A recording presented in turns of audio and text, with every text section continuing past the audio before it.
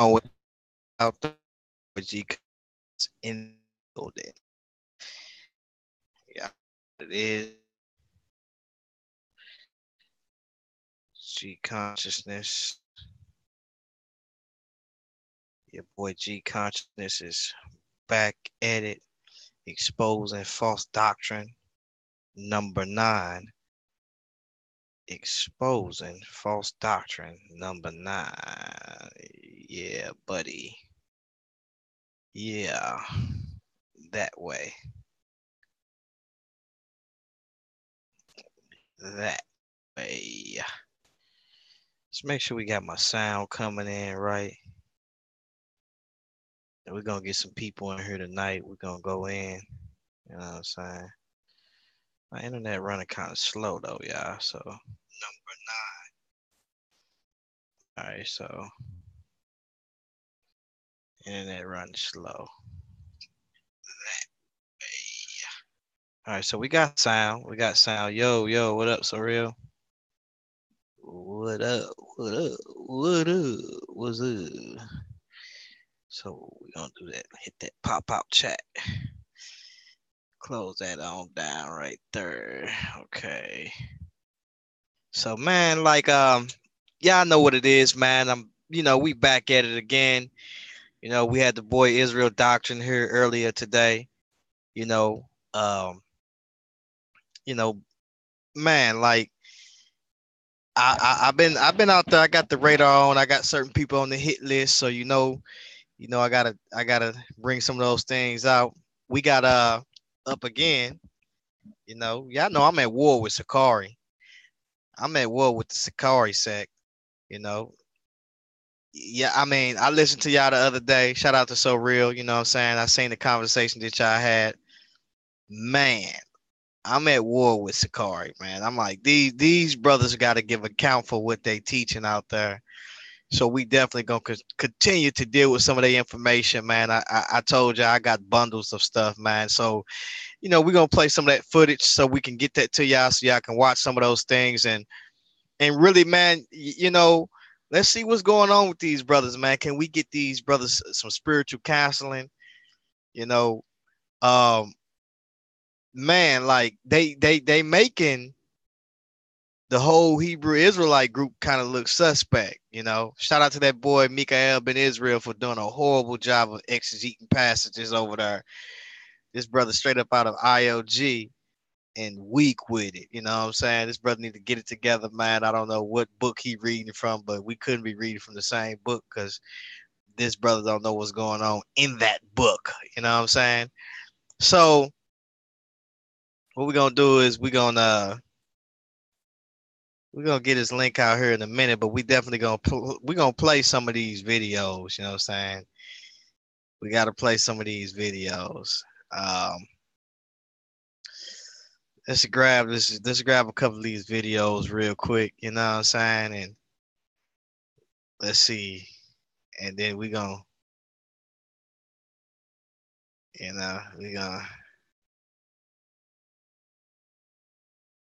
let's see.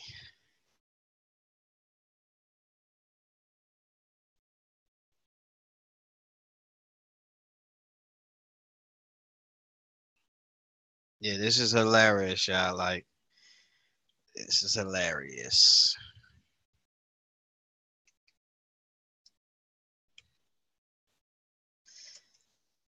Man, I don't see why y'all, man, continue to deal with these guys' information.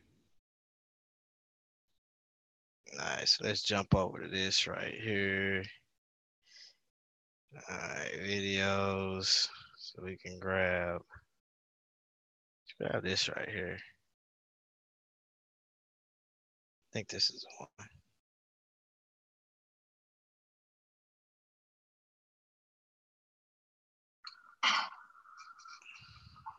All right, first and foremost, we give all praise, honor, and glory unto the Most High God, Yahweh, and we do so in the name of no problem. Begotten Son. Hey, can I get the YouTube live link to share with people? Yeah, so just go to type in Sakari Public Enemies. Is we live now? I'm trying to do this in the back. So again, we're gonna give all praise, honor, and glory. Are you on your computer? So real. Yes. Yeah, just go to the bottom right corner, and you should see it says a link. There's a link. But yeah, we glory to Basha. And tonight, this evening, I'm going to be engaging the spirit of. All right, so let me make sure this is showing right real quick. Yeah, give me a minute. Hold on. Let's see where my phone is at, and let's go all the way in. You know what I'm saying? Let's see if this showing right. We ain't gonna be long, but we definitely gonna be strong.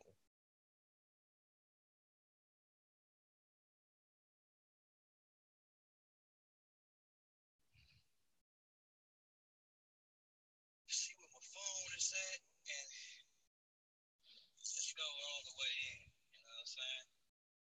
See if this showing right. We ain't gonna be long. Definitely gonna be strong. All right, so cool. We good. We good. So man, let's further do this off and let's see if we can get some of the brothers in here. Let me share the link. All right, get this link shared.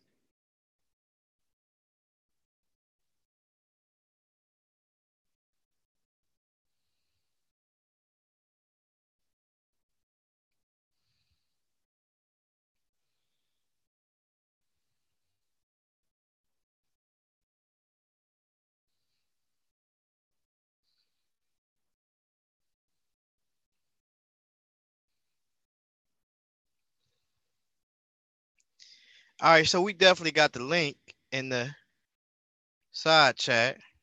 We got the link in the side chat. So let's go here real quick.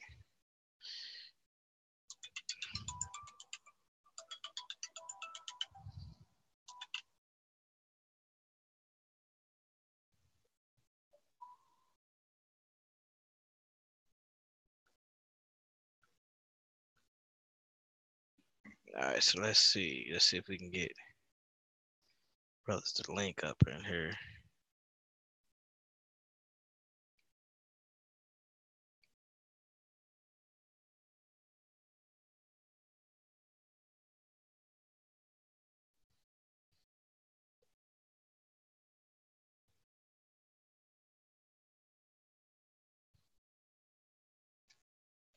Hold on, y'all.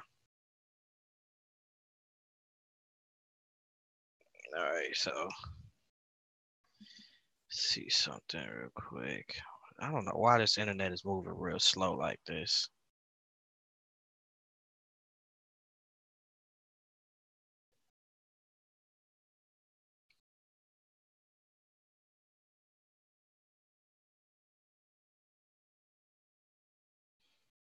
Nah, that's moving entirely too slow.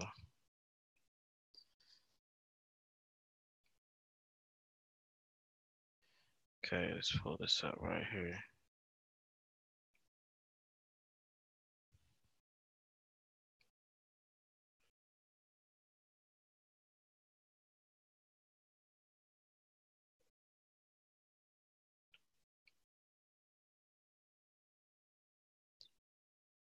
All right, let's see.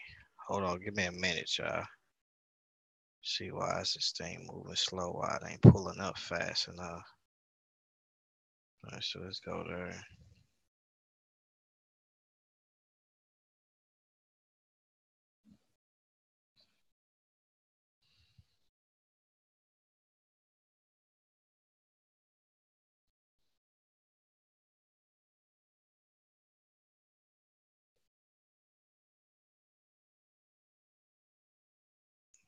Yeah, this is ridiculous.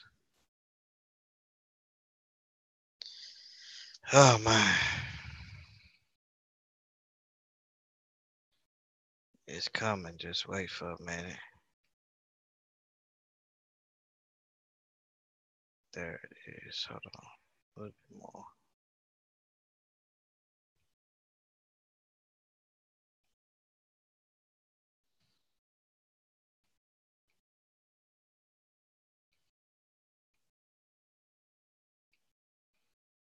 Oh my God. All right, there it is, right there. All right, so get this to this brother right here.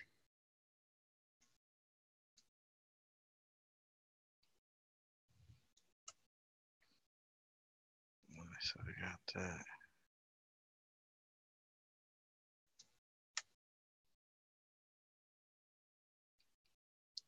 What is the deal with that?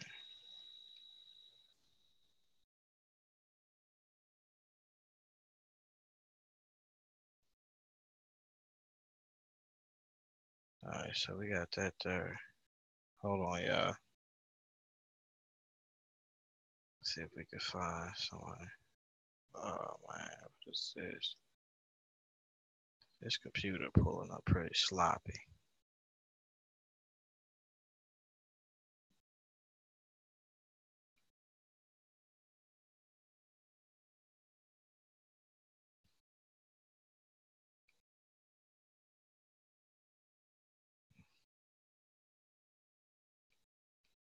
Oh my God, what is this? This about? All right, so we got that.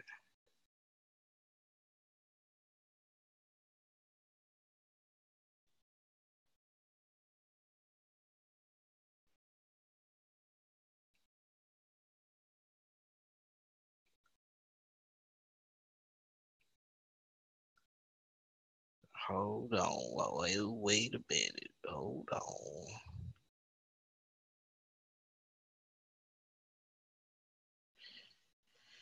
All right, so I'm gonna use this internet because this thing is really stupid right here. So let's use this internet. So let's copy this.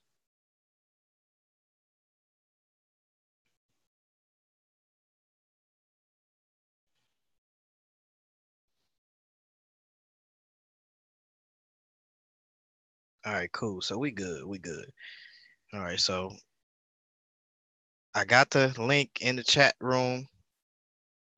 So let me get my participants in, attendees in. All right, let's come on up off this Facebook.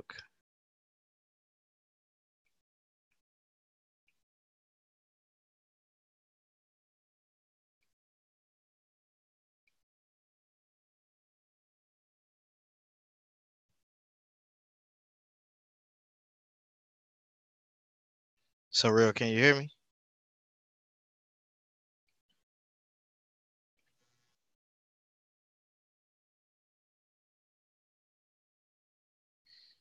Let me see if this matter of fact we're gonna check something.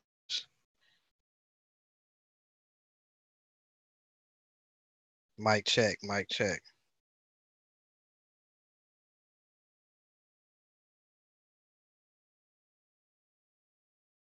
Mic check, mic check. Mic check, mic check.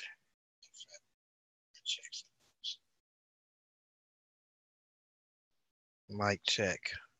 Mic check, mic check. All right, so we're good on the sound. Okay, we're good on the sound. So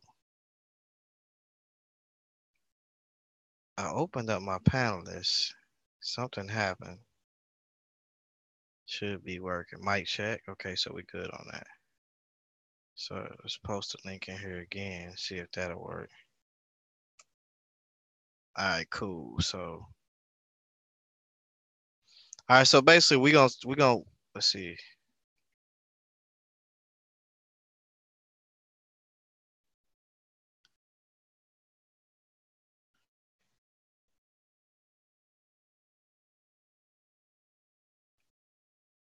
I don't hear, I don't see the brother coming in. I don't hear in. Something ain't right.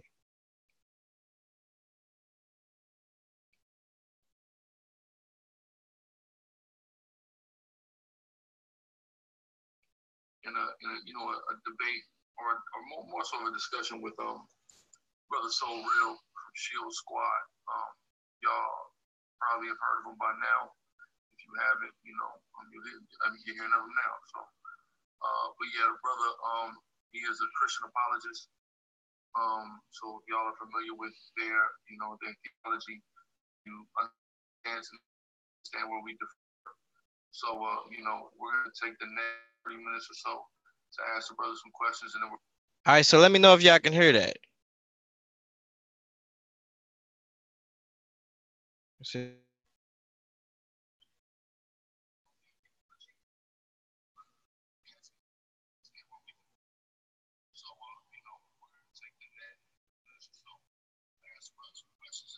All right, so let me know if y'all can hear that. All right, let me see something because that thing is pretty low.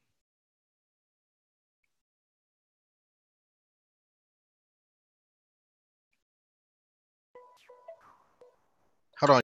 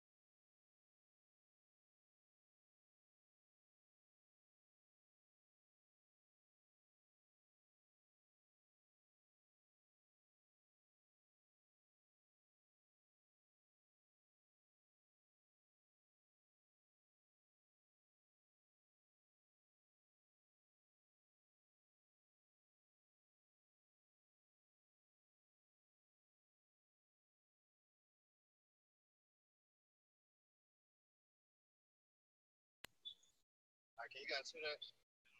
Matt, are you in?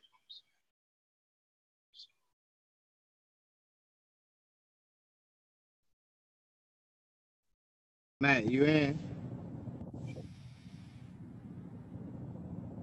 I don't know why we can't hear Matt.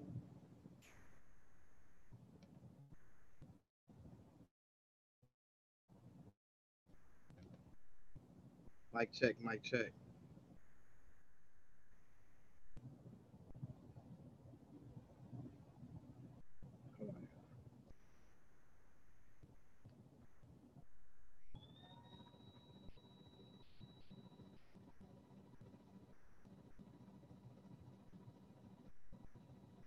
Yeah, I don't know why we can't hear Matt. Can you come in?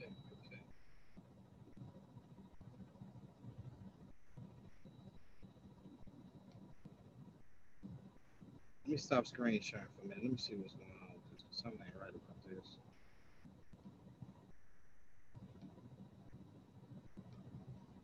Let's see where is this at?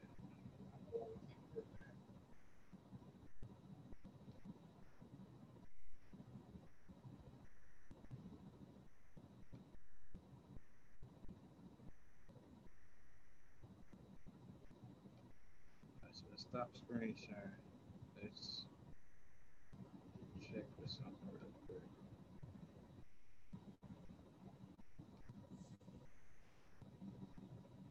Hold on, Matt. Let me see something real quick. I need to see what's going on with this.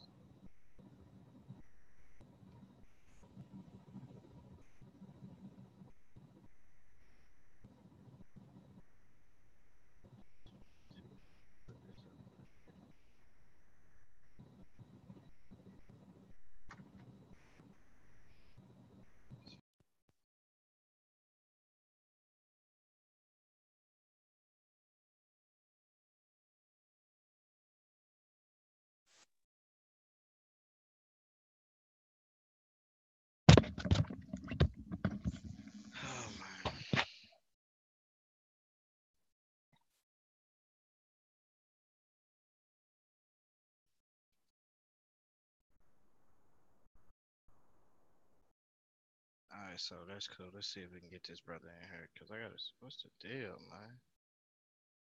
All right, so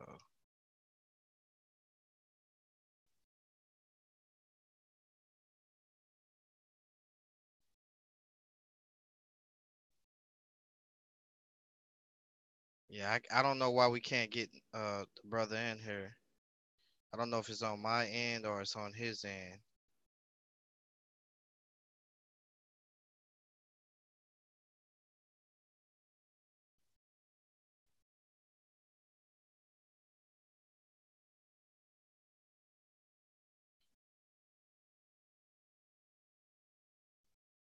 Let's see.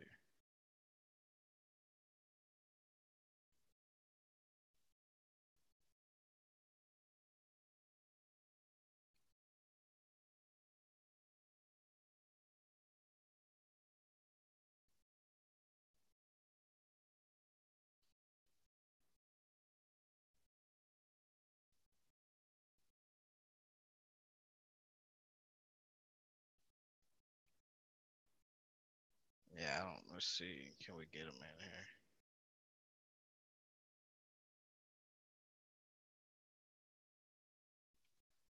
All right, so let's play this until we can see if we can get this brother in here, cause I don't know what's the deal. I'm going to give him ask us.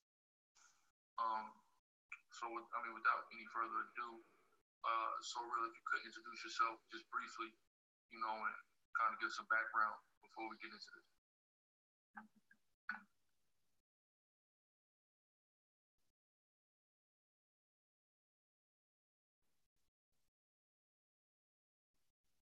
Hold on, make sure. Okay, I'm sorry. My computer is just it's a little lagging. I believe you asked me for like a little introduction.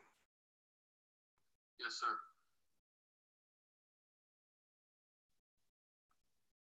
Hello? Yeah, introduction. Oh yeah, okay. Yeah, sure. So my name is Matthew Sully, from Pittsburgh, Steelers Nation. AKA So Real. That is my poet name. And essentially I'm just a Christian, from the north. And about me, like I said, I'm just I'm not a perfect person.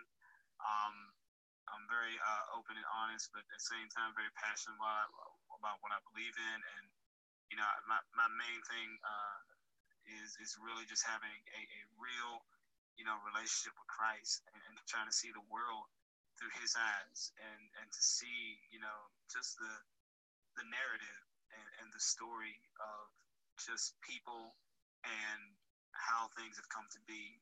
And I don't know, just trying to see things through God's eyes, and um, I think that's pretty much it about me. Like I said, I love the Lord, and I'm really here to really try my best to expound on just the truth of Scripture, and all of its beauty and tapestry and narrative, and the universal message of God's love. And yeah, that's pretty much like. All right, so let's see if you guys can hear that. If you guys can, let's make sure you guys can hear that. It's clear.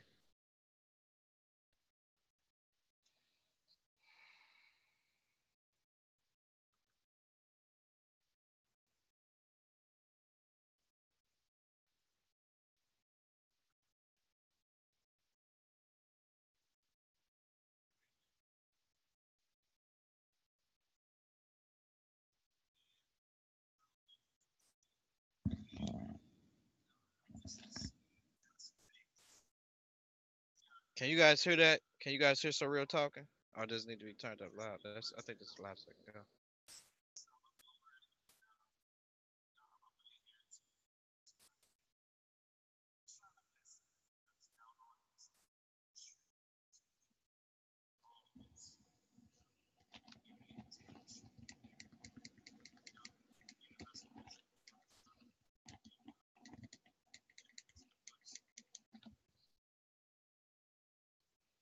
Mic check, mic check. could say about me.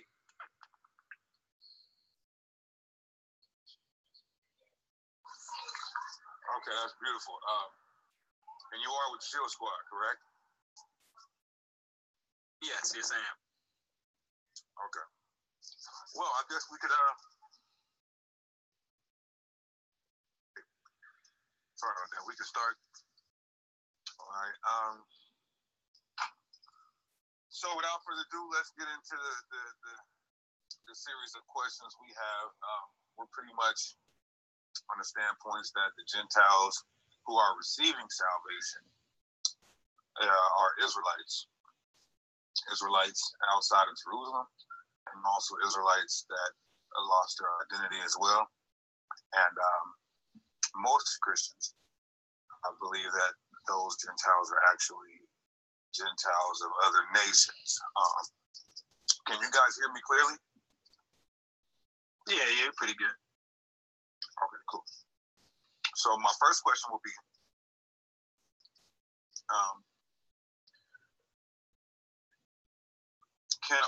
can all Gentiles celebrate the Passover? Yes, if Gentiles want to celebrate the Passover, they have to go ahead and become Jews according to the Old Covenant. Okay, so when you say all Gentiles can celebrate the Passover, you mean literally in every sense of the word, all Gentiles can celebrate the Passover? Any nation, essentially. Well, you know what? In the Bible, there are some temporary exceptions. I mean, for example, you do have certain passages where it says that there's, certain nations that won't enter to the congregation of Israel to the 10th generation, 3rd generation, 4th generation. You'll have things like that. And a lot of these, nations don't even exist anymore. For example, the Moabites and things. But yeah, you will have some exceptions, so you'll have to wait for a few generations for them to actually come on in. But yeah, outside of that, pretty much, anyone can come on and become a Jew according to the Old Covenant, and after that, you come and celebrate the Passover. Okay, so not every nation can celebrate the Passover. You mean because you told me that an Ammonite or a Moabite couldn't be circumcised, and you have to be circumcised to celebrate the Passover. So not every nation can celebrate the Passover, correct? Well, once again, I emphasize that it's temporary. Like I said, you have some for the 3rd and 4th generations and 10th generations. But I never said that they just couldn't celebrate. I think the key point you're missing is that it is a temporary thing where God said no, only to the 3rd and 4th generation. After that they can come on in. Those are the passages that you find. But to take that and ignore the temporary and just say, well, there's certain nations that can't do it, well, that's kind of going against the narrative of Scripture. Well, wait, you said it's temporary, right? Yes. Now, there is a case, all of these, well, not all of these, but most of these come from Deuteronomy, the 23rd chapter, as far as forbidding certain people from entering into the congregation.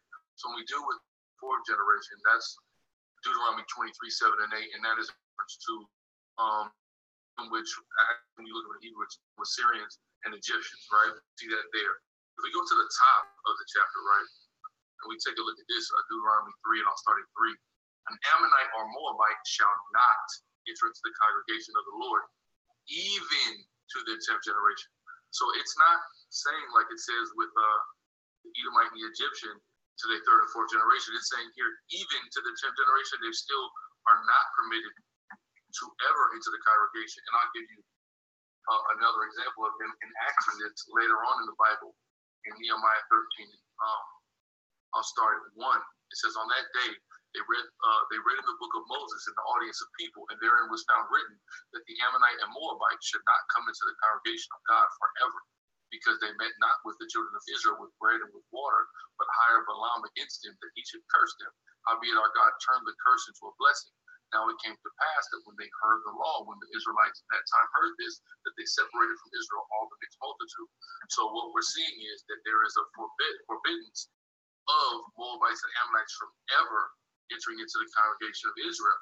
And you make the assertion that these nations don't exist anymore, but simply because they don't identify themselves as Moabites or Ammonites doesn't mean that they don't exist as a people. Because we see here in Ecclesiastes 4 and 16 that there is no end of all the people, even of all that have been before them.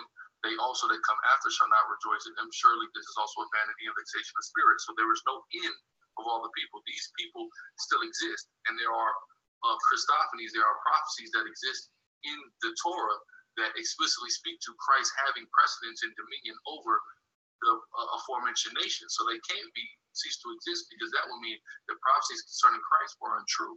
Right? Let's give me that Numbers 24. Go ahead. Well, can I go ahead and respond to what you said real quick before you go on to Numbers 24? Okay, that's perfect. Go ahead. Okay, no problem. So the first thing is that one, I wanted to notice that it kind of makes me scratch my head, even though I'm not allowed to ask questions. It's funny that we're putting all these things in the old covenant, whereas the new covenant doesn't have any of these stipulations.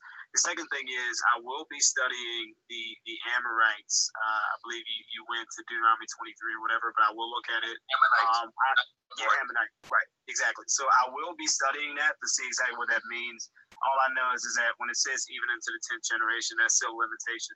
Last thing I did want to say was when it comes to Ecclesiastes 4:16, when you actually read the entire verse, it's not talking about all nations. It's talking about something specific. It says, there was no end of all of whom he led, yet those who came later will not rejoice in him. Surely this also is vanity and a striving after the wind. So this is not an end of all the people on the earth. This is all of whom he led. Now, who he is, I don't know. I need to go to read Ecclesiastes 4, and after that, I'll be able to go to expound on that narrative. What translation are you reading that it says of whom he led? Because I'm not seeing this in the translation I'm reading, nor am I seeing it. Okay, I'm reading the ESV. I'll go ahead and read the KJV. The KJV says, there is no end of all the people. Hey, Matt, you in here? Yeah, I'm in here, man. Yeah, sorry I had a bunch of difficulty. All right, cool. So we're just listening to a little bit. Yeah, man. So I didn't really watch everything to its entirety, but man, what basically went on?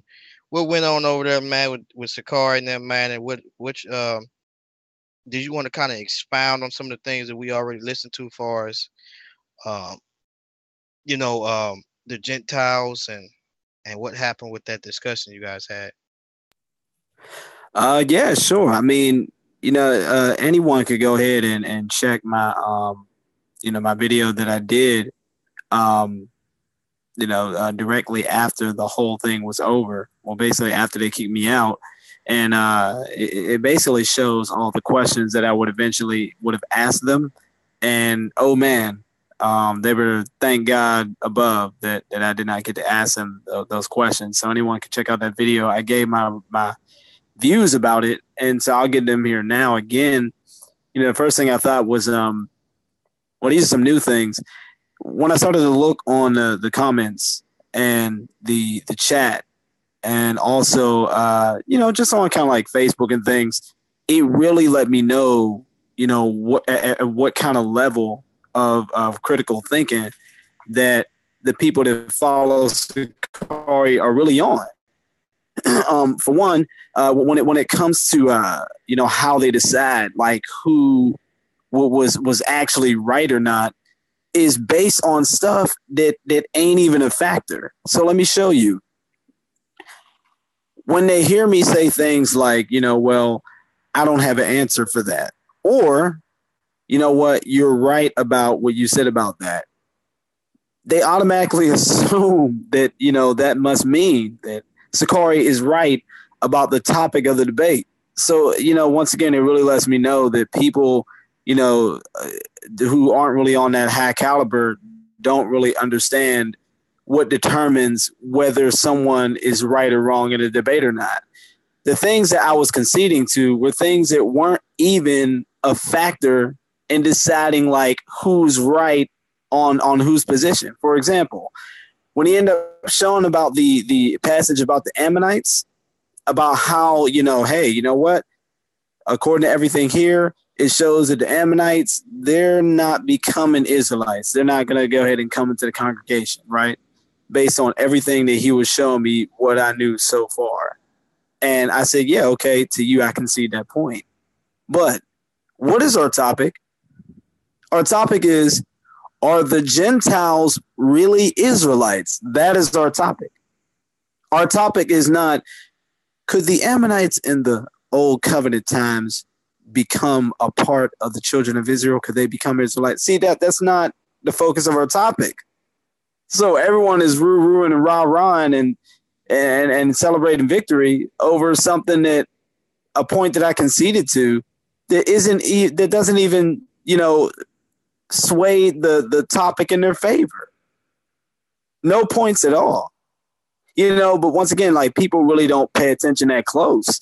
What they really do is they just say, well, you know what? Oh, he conceded to a point there. I guess they're right, And like I said, so if you look at all the comments, you look at what everyone's saying, I'm monitoring the level of just basic critical thinking skills that people are at. And it's sad that, that people are really going to have to really start listening to a lot more debates between each other, so that way they could see these things. They did the same thing with Ecclesiastes 4, which we're on right now, where he's trying to use this verse to say that all nations today basically are still in existence at some point right now, which would go totally against Obadiah, which I end up showing. I end up talking about that. We spoke about it a tiny bit, but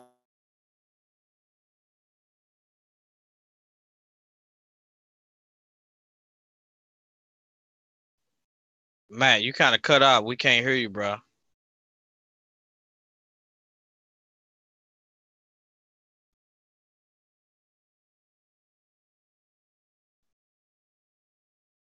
Matt, let me see if y'all can hear him. Did I cut out or did Matt cut out? It looked like he cut out a little bit.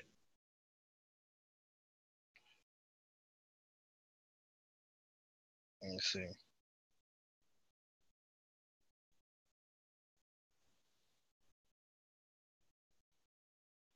Mic check, mic check. Matt,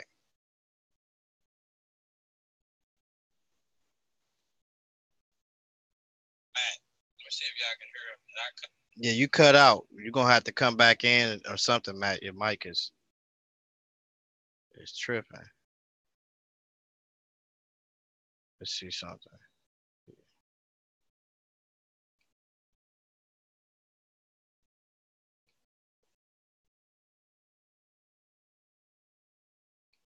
Matt, can you hear us? I am back. Yeah, what happened? Yeah, I ain't get a clue, but anyway, I just deleted a few files on my phone, so maybe that's what it was. But yeah. Anyway, man, like I said, no matter what point I conceded to, whether it was Ecclesiastes 4, I didn't concede to that.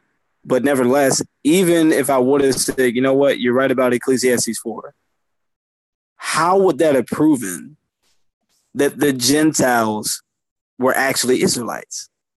Do you see that? So that's another thing that was like really going on. And so I don't know. And then all of a sudden, like I said, when it came to other things, which we'll go ahead and get into, I'm going to go and shut up so we continue to listen to. But the main touching points was, Exodus 12 and Exodus 22, and especially the Deuteronomy passages. But I just want to throw that out there. So I'm gonna go to and kind of be quiet for a little bit. Right, and so I seen to where when you went to the Deuteronomy passage, you got that passage pulled up. If you don't mind, I'd like for you to let's look into that passage and see. Now there was a whole bunch of them. So let's play it real quick. Okay. And let's see what they talking about and grab that. Let's see what it says. Hold on.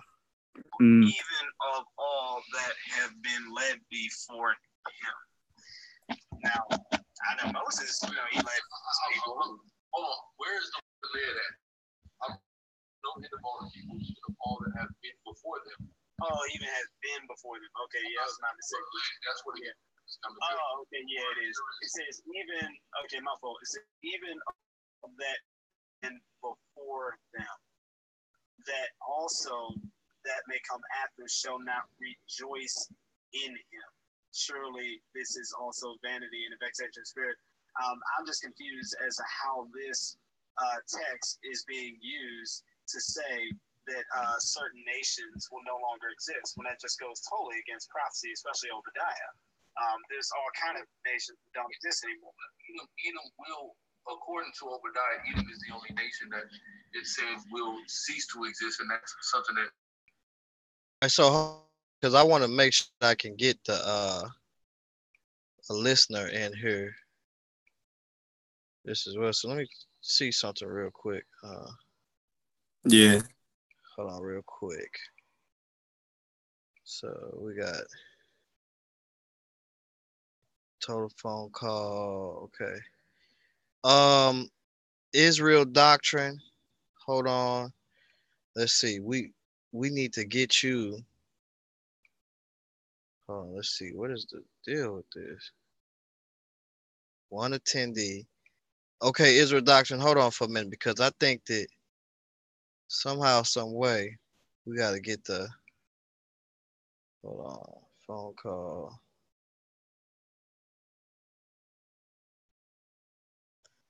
Let's get the 630.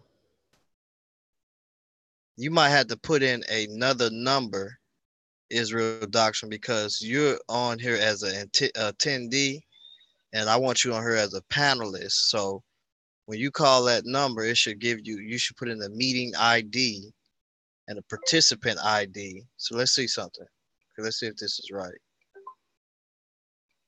So we can see you. Okay, let's see.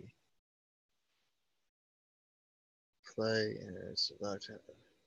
Turns out I wasn't able to find that contact. Who was it again? I don't know what this lady talking about. All right, so let's see something.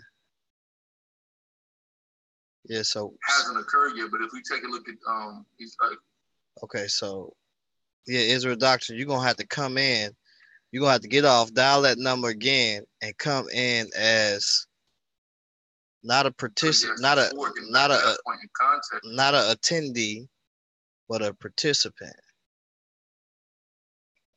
So let's see. We got the ID up there, so you can come in.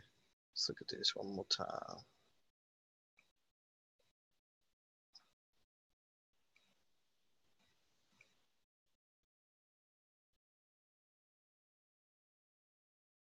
All right, so we'll see when he come in the next time. All right, so let's continue playing this, and it gets real interesting, and I'm going to show you guys how Matt begins to trap them up, and they try to sway the conversation somewhere else, as he stated. But it's just crazy. It's going to get crazy, because right in the same text that they're trying to say that these Gentiles are no.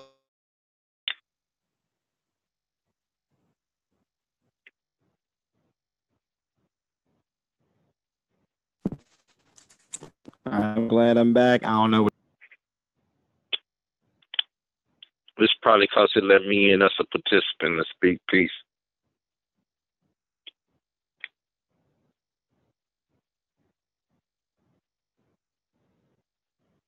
Hello?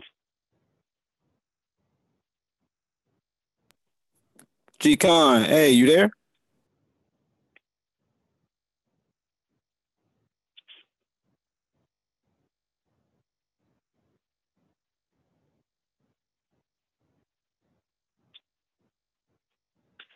It might have gave me the flu and took him off using the number he gave me. Can y'all hear me? Yeah, I can hear you loud and clear, man. Yeah, so far, I don't know where G-Con is. Yeah, hopefully he can, I guess, get his own link and come on back in or something. But I mean, till then, I was definitely listening to y'all earlier, and you were expounding on some things, pertaining to the Gentiles and things, and talking about Rahab, and that's something I've never seen before. in Hebrews 11 there. And I just want to let you know I did take notice of that, man. That was pretty beautiful. Yeah, that's what I use in ISUPK. When I was talking to them over there on Cross the Line, that's a big stumbling block for them. Like I said, when you go to the other it's Galatians or something, I can't think of it. But anyway, when you go to the other chapter where it speaks about our faith, it'll make it equivalent to Abraham's faith, showing that even Abraham wasn't an Israelite. He was the father of the father of the father of the Israelites.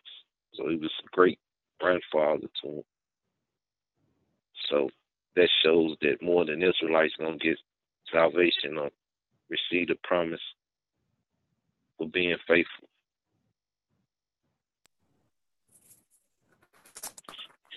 Exactly. And, after all of my, academic questions that I have for them, based on the Bible, it really, led me to want to ask them like some very personal, like, why on earth do they struggle so hard to place non-Israelites in a made-up category of salvation, like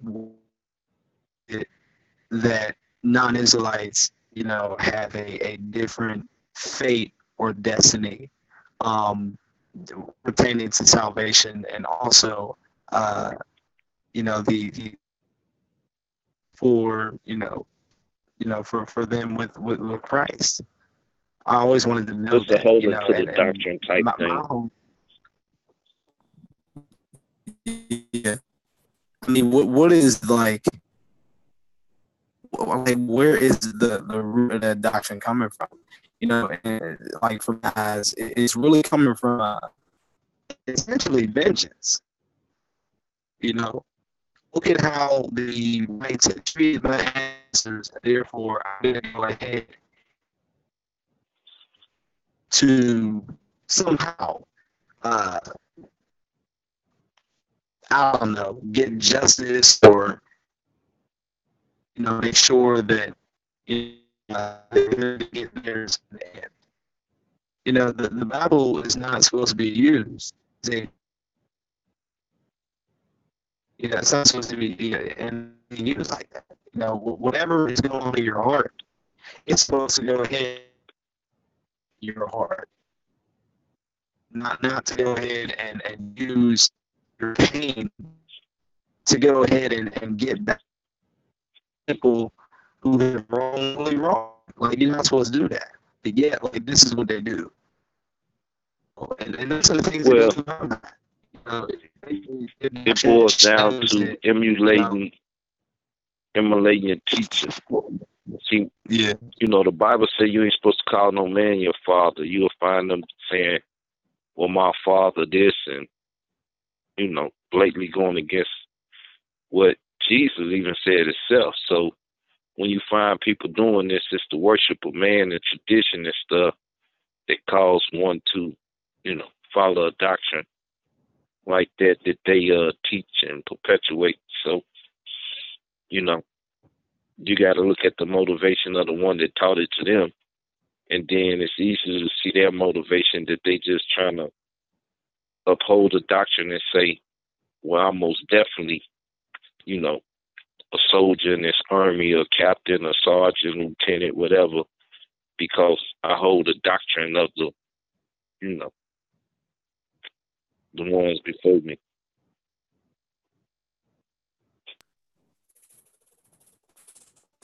Exactly. I mean, you got to see like what kind of stuff was driving their teachers as well. I mean, but I mean, that's a lot of people. Too much. That's a lot of people. They hold to doctrines that was taught to them by their preacher, teacher, whatever term they use, mores and whatever, So at the end of the day, if you taught a doctrine by somebody and it ain't correct and you upholding it and you're not trying to find out if it's true, put it to the test, really study it for yourself, but just regurgitate what was told you, then, you know, we just got a clone of something that was, you know, messed up in the first place, and now we just got a clone of it, you know. And it's even worse than the original because every time you make a copy of something, it becomes less and less, you know, strong or as pure as the, you know, one who started it.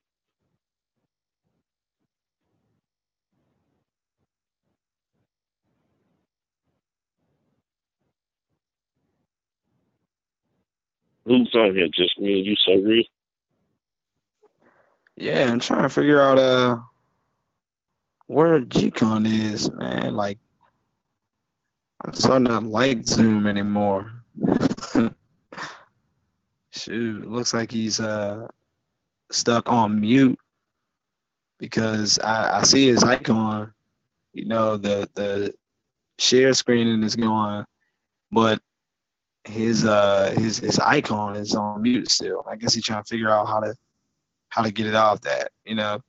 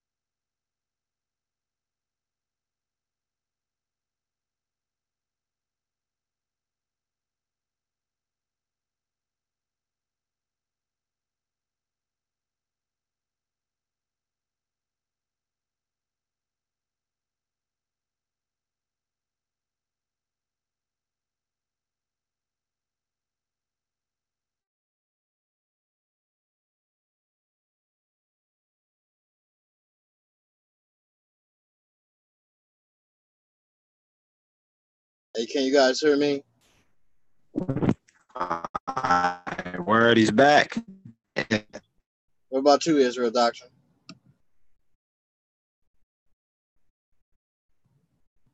Israel Doctrine. Oh man, now he's gone. Like, shoot. First me and him was talking and I don't know, where's he at? Now he's gone.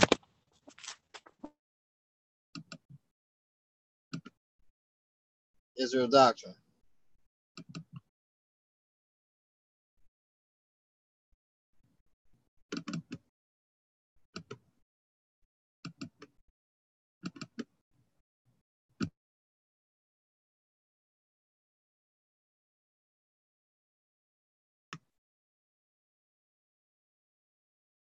Yeah, I need to find out. Can you hear me?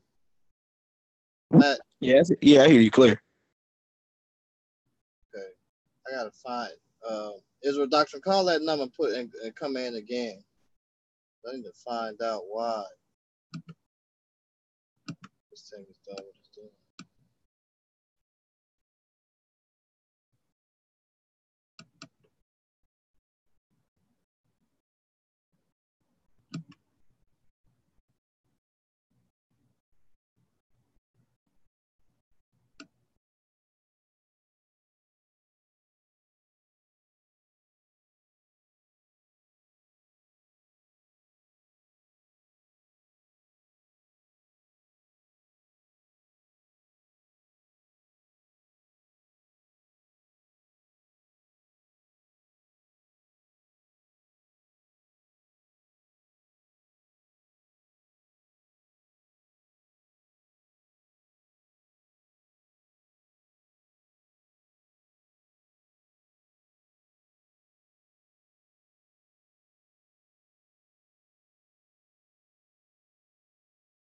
You say you can hear me, Matt? Yeah, you loud and clear. Yeah. Man, I gotta see what's the deal with this. Man, I'm about to go back. We should go back to Google Hangouts or something, man. 'Cause I guess Zoom is like having some kinks. Zoom, zoom, zoom, zoom, boom, boom, boom. It's tripping. All right, so yeah, so I think I want to pick up some of that stuff. We're gonna have to get Israel Doctrine to call back in. What's going on is he's not able to get internet at this time, so we had to have him call in. But somehow, some way, it kicks me out, and I can't get in. But I can hear him through the what's called this shit. Let's see.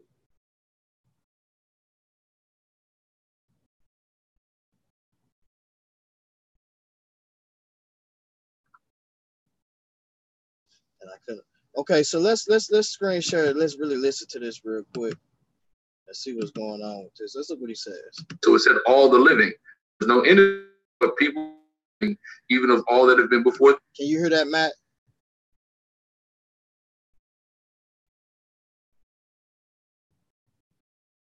Matt, can you hear that?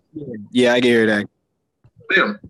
So all these nations are on the scene that exist to this time.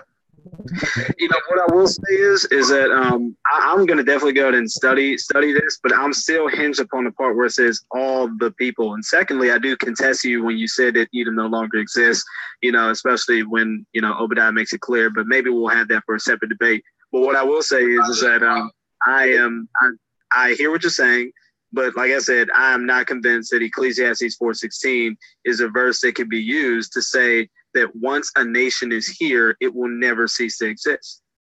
Well, it's not that it will never cease to exist. Is that up to this time point where we're in now, it hasn't occurred.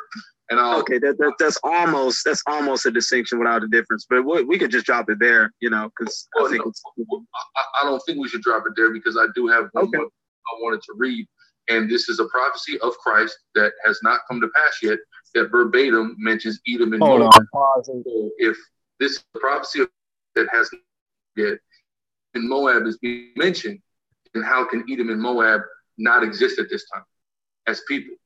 That doesn't make any sense. Numbers 24 and 17. I shall see him, but not now. I shall behold him, but not nigh.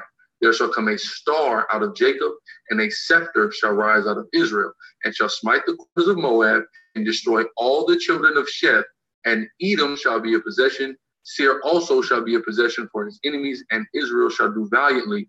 Out of Jacob shall come he that shall have dominion, and shall destroy him that remaineth in the city. And that's Christological, and it's talking about Edom and Moab being destroyed and being possessions of Christ.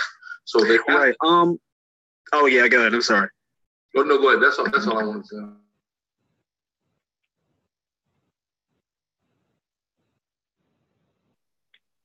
Yeah, hello? Yeah, what up? I'm back. Oh, word. Good. So, wait a minute. Let me guess. If you're back, then where is G Consciousness? Because I don't hear him no more.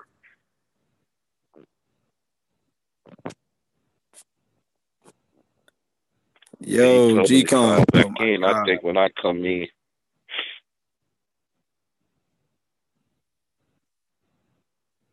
All right, well, I think when I don't come know. in, I don't know.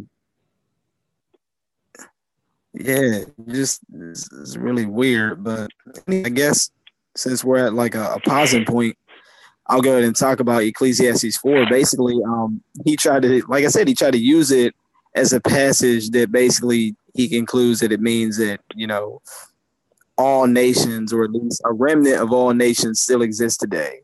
And when you actually read the passage, this is actually talking about a whole number of things. And so when it comes to like verses 15 and 16, it's really talking about Solomon's memoirs of, the days when he was king, you know what I mean, during the early days. And that's really what the context is. So if you read it slowly, you'll see that the whole narrative of all nations and things like that. Cut out again, I think.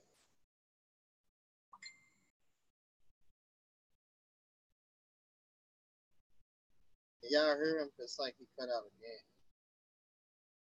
Yeah, can y'all hear me? Yeah, I hear you now. Go ahead. You good now. Yeah, I was just gonna say that yeah, when you actually try to read that narrative of like all nations, this shows that all nations are existing. Really, that's not even what it is. It's talking about, when Solomon was a young king, and how his days was. It says, check this out. It says, I considered all the living which are under the sun, with the second child that shall stand. You cutting in and out. You sound bad.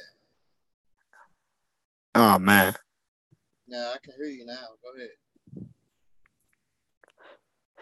It says that, like, I consider all the living which walk under the sun, with the second child that shall stand up in his stead.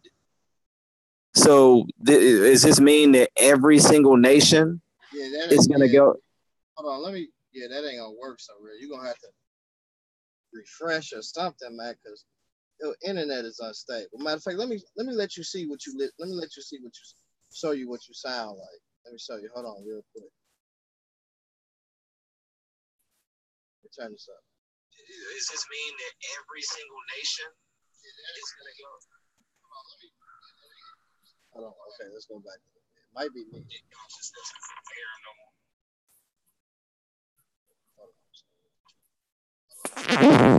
Hold on. I guess I'm going to have to refresh or something like that. I don't really know what's going on.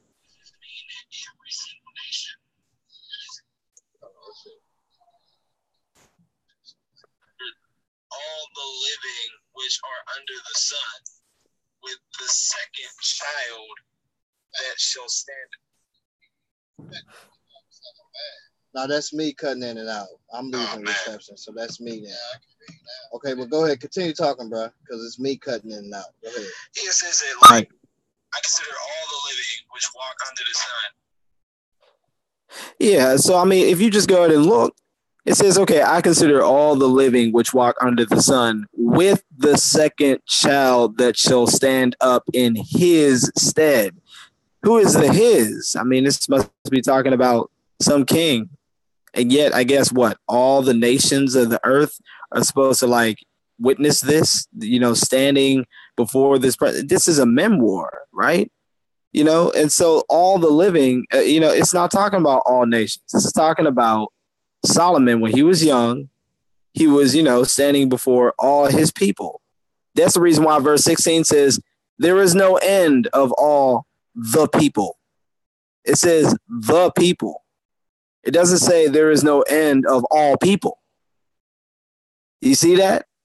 Then after that, it says, even of all that have been before them. Who are the all that have been before the people? Well, the same people that they have come from. Remember, this is the people, the Israelite people. It's talking about earlier generations. And also says that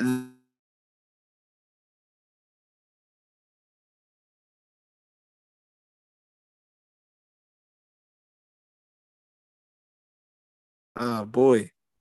Interesting. I ain't got a clue what's going on now. Can I be heard? Hopefully. Yeah, I hear you. Yeah. All right. You had cut out a little. Well, like I said, I hear yeah. you. Yeah, but like I said, well, when you just read the passage, I mean, it's very obvious, even of all that have been before them, they also that come after shall not rejoice in him. What? So that's saying that they're all the nations that come after these generations shall not rejoice in him. Who's the him?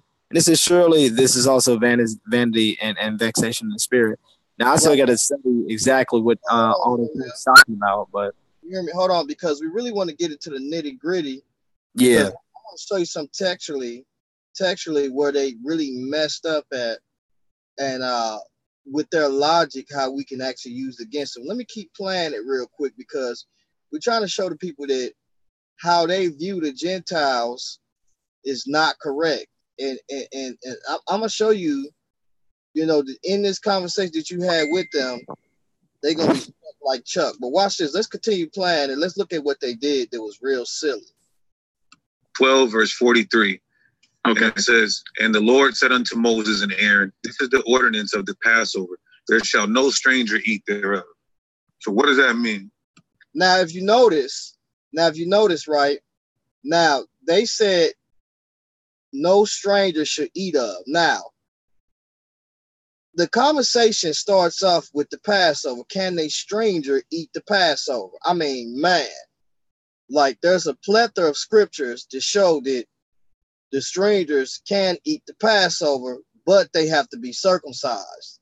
Now, watch how they flip the script in this text to try to show that the stranger that's being talked about here is talking about Israel, and they try to use it by using the Hebrew there with the word that we see nakar, which means stranger, and they said that it was a different word at the bottom. But we're going to really get off into that and show you that if that is the case, then every time that you use that word that we see, that you must apply that there, and that application will also deal with, like they say, the northern tribe, or that type of stranger that or even just a stranger that sojourned, that was not among Israel. If you apply that there, then you must apply that to other texts. And that's where it becomes tricky at, because when you begin to see those usages there, you realize that it's used also of non-Israelites just as well as Israelites. Right. In the text. And so, with that application, this is why you cannot give guys like this the floor to even try to get up and teach these people, because their application and their logic is just real foolish. Now let's listen to this and let's really look at this and see what they say and how they try to use this and say this is talking about Israelite foreigners or strangers, when this is not what that's talking about. First of all, you would have never had to tell in this text, an Israelite that was among Israel, that they have to be circumcised, because they was already circumcised when they came into the land, all of them. So right then and there lies foolishness right there, because we know that they was getting circumcised. And so let's look at what it says right here. Let's look at what happens here. That means there will be no stranger, no non-Israelite that could partake of the Passover. Okay, but you said a stranger can partake in the Passover. Right. Only if he would become a Jew. That's the part you missed. Now notice when he says if they become a Jew, because he's been saying that, and to become a Jew means you must experience this circumcision. And it's kind of already in the text right there. So when So Real tells them, well, let's read it a little bit, I'm saying it's right there in the text. When they try to flip the script and try to say that this Israelite that is talking about, this stranger that is talking about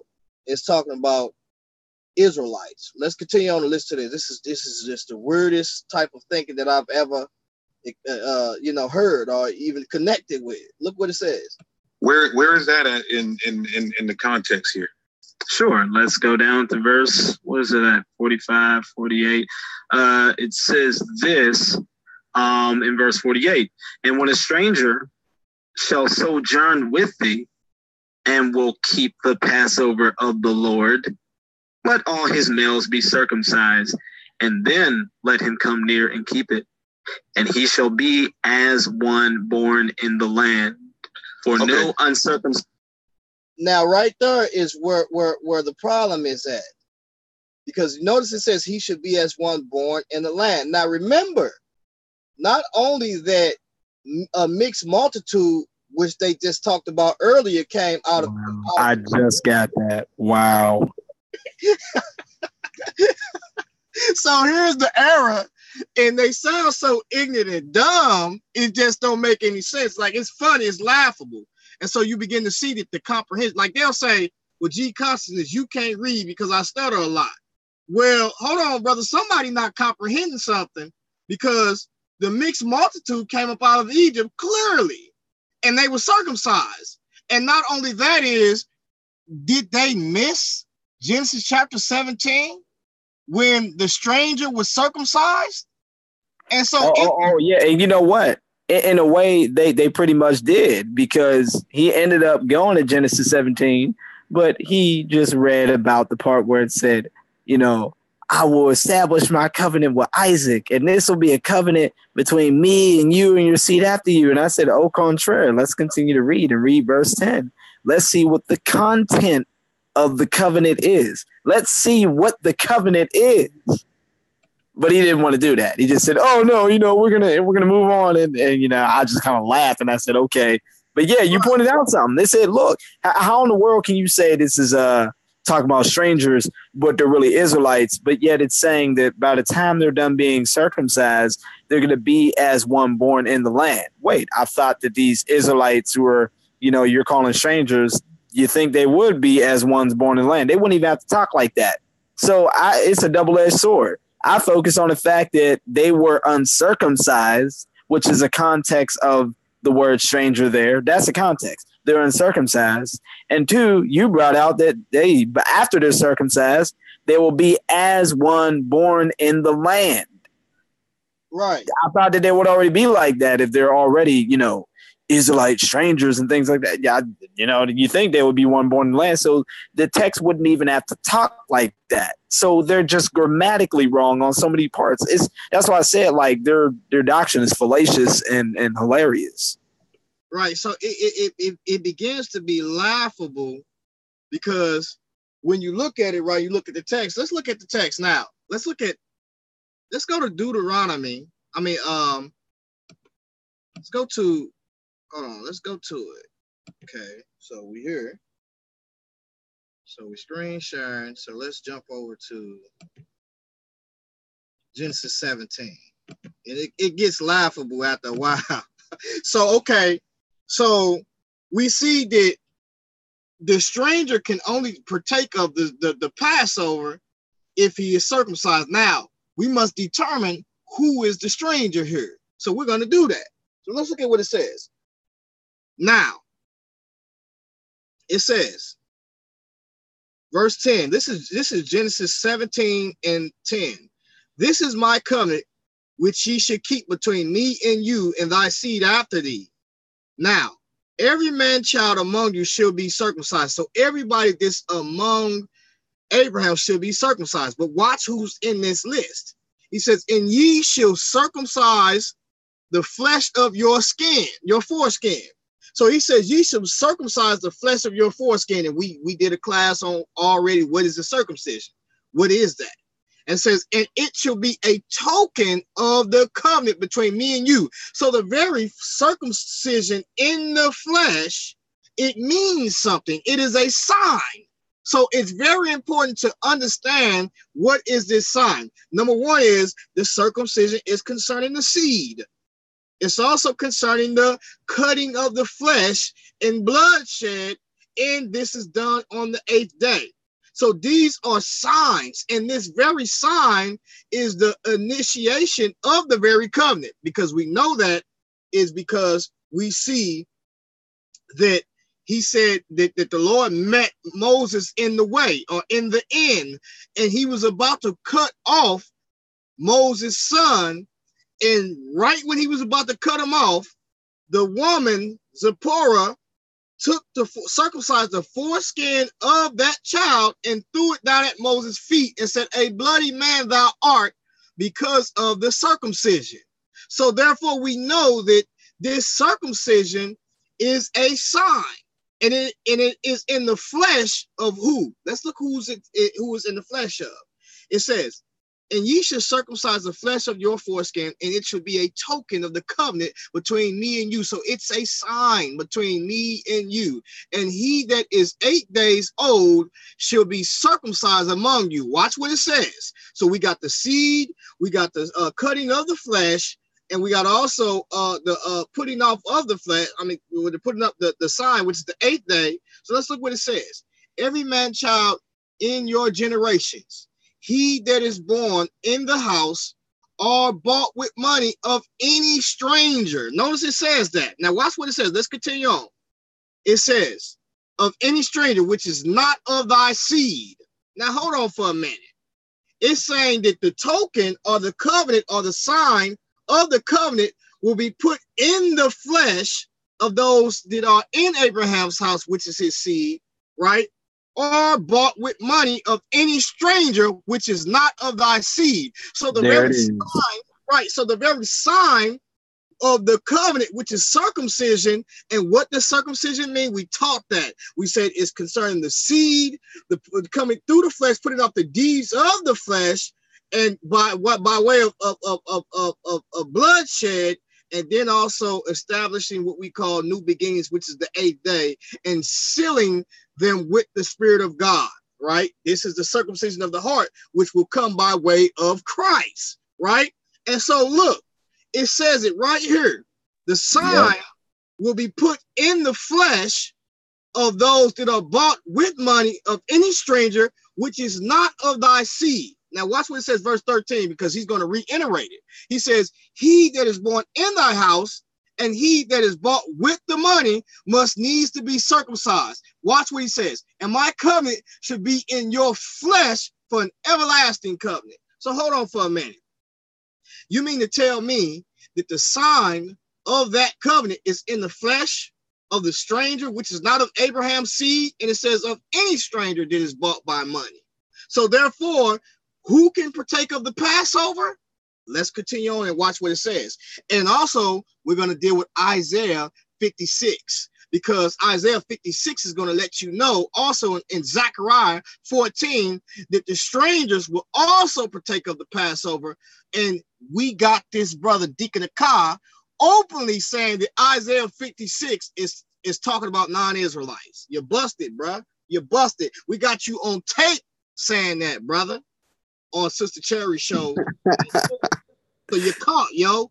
Isaiah 56 talks about strangers partaking of not only the Sabbath days, but also the feast days, especially in the Feast of Tabernacles. And the only way you can partake of that is if you're in the covenant, my guy. There's no getting past that, son, at all. Yeah. So let's continue on and watch what it says. Watch what this say. It says, and the uncircumcised man child whose flesh of his foreskin is not circumcised, that soul should be cut off from his people. He had broken my covenant. Now hold on for a minute. So if the stranger is not circumcised, it is bought, which is not of Abraham's seed, what happens? So real? He's cut off. He is not a part of God's people. He's not a part of the covenant. He's not a Hebrew Jew or whatever. And it's the same rule that applies to a child who is not circumcised on the 8th day. Hence Exodus chapter 4, where God is chasing Moses. That's how serious it was about it. So this is the reason why even in verse 49, he tried to, after I showed him the difference, because he went to Leviticus trying to say, well, look, it says that, look at your brother, though he be a stranger. And I said to him, well, the context for Exodus 12 here is talking about a stranger that is uncircumcised. That is the context. Whatever you're trying to bring into Leviticus, it doesn't fit here. He didn't like that. So what he did was he decided to go to verse 49 in Exodus 12. Verse 49 says, one law shall be to him that is homeborn and unto the stranger that sojourneth among you. He tried to say, see, this had to do with, the homeborn and things like that and whatever. And this only pertains to the Israelite because, the law was only given to the Israelites. So the stranger sojourn with thee, it got to be an Israelite. Because, when it comes to the law, it was only given to the Israelites. So I'm like, bro, that's not what it's saying at all. Right. And you know what? So can I say this real quick? It's saying that this one law is going to be to those who are homeborn. What is that law? Circumcision. They just got done saying it. If you want to keep the Passover, you got to be circumcised. This law, which is circumcision, applies to those who are homeborn. What do we know about the homeborn? Genesis 17, they got to be circumcised on the 8th day. And unto the stranger that sojourneth with you. We got Genesis 17 and Exodus 12 saying that, well, this law says if you want to keep the Passover, you have to become a Jew right? Israelite, Hebrew, whatever you want to call it. You have to go ahead and be circumcised and then come near and keep the covenant and keep the law and things like that. Just like Genesis 17 confirms and with all the rest of the scriptures. Right. Yeah, but yeah, I was looking in the chat room and we got the brother Florida guy,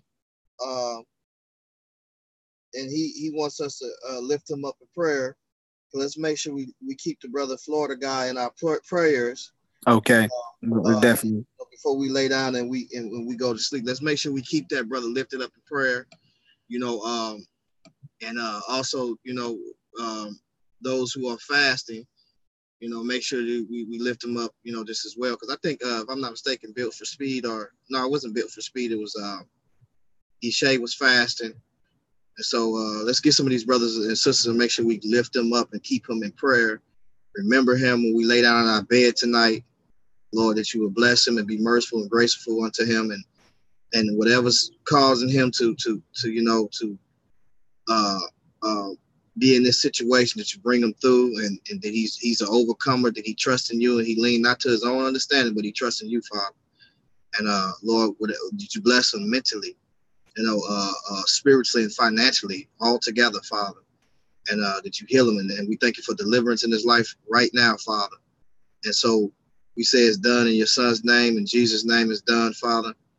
Amen. So Amen. let's keep that brother lifted up. And also so let's continue on, and let's hit this play button, man, and really see what these, because you know, they made a real big mistake, man, a lot of mistakes, and we're gonna continue to bring some of those things out, and you can kind of see that where you can't even get 60 minutes with them because they begin to crack up. You know, they, like I told people, I recognize the weakness in Sakari. I recognize that they want to ask you questions, but when you say, well, let me question you, they get to trying to divert, because they're masters of diverting. And really, they're not trying to really get the truth. It seems like they're trying to deceive people. That's what I'm starting to realize now. I feel like there's a deception there. It's not really about the truth. It's about how can we deceive people. Hey, you know, let me say something real quick on that. This is the reason why I believe that you know, Haka is basically a coward when it comes to debating. I've always noticed that you know, he's a lot more slick than Gorilla Hebrew. He'll go ahead and try his best to, you know, make himself more prepared for stuff in ways that are very slick. You know, so for example, if there's any kind of questions he may have for me about a topic that he's not very, you know, very astute on, you know, he'll end up calling me like the day before, asking me a bunch of questions. And also, when we're also scheduled to have like this debate, you know, the one that we did yesterday, or the day before, he pretty much kind of played it off, because before he wanted to have a re-debate of Isaiah 14, and he did not want to have a debate on who are the Gentiles. After I said, no, we're going to go ahead and do this first, as you said, he finally said, all right, fine, we'll go ahead and do a debate on who are the Gentiles. However, I ended up making a bigger catch when he hid behind his master, Gorilla Hebrew. So instead of me meeting Haka that night, I met Gorilla Hebrew that night.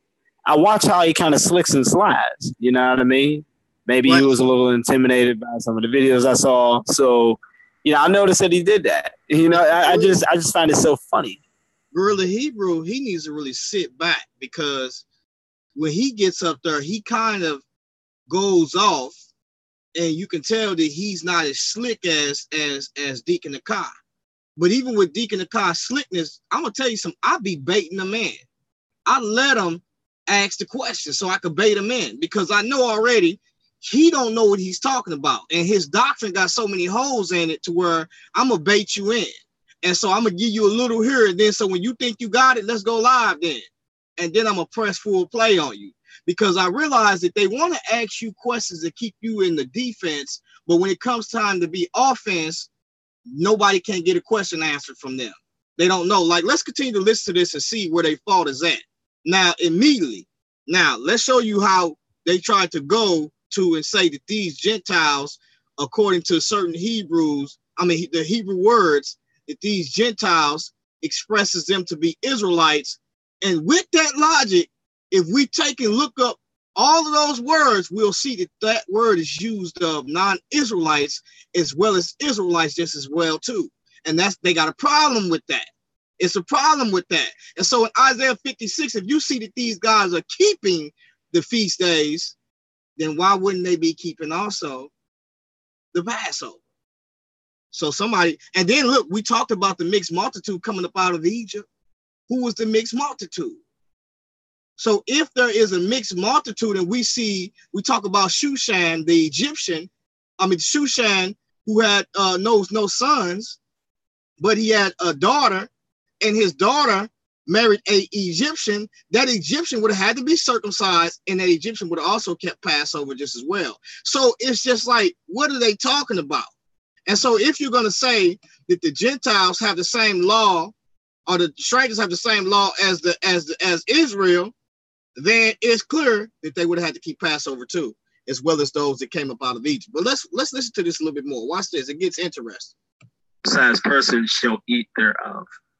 Okay, cool. So you do know that there's one Hebrew word for stranger in verse 43, and then in verse 48, there's another Hebrew word for stranger. Do you know why that is? And you could go ahead and tell me why. Because one stranger is referred to as an Israelite foreigner, and the other stranger is referred to as a heathen. Hey, Bill, for speed, don't time him out, not unless he's using foul language. Do not time him out. Let him speak. Let's see if he's using. Do not time him out. I understand. Don't time him out. Do not time him out. If he's not using foul language, let's see.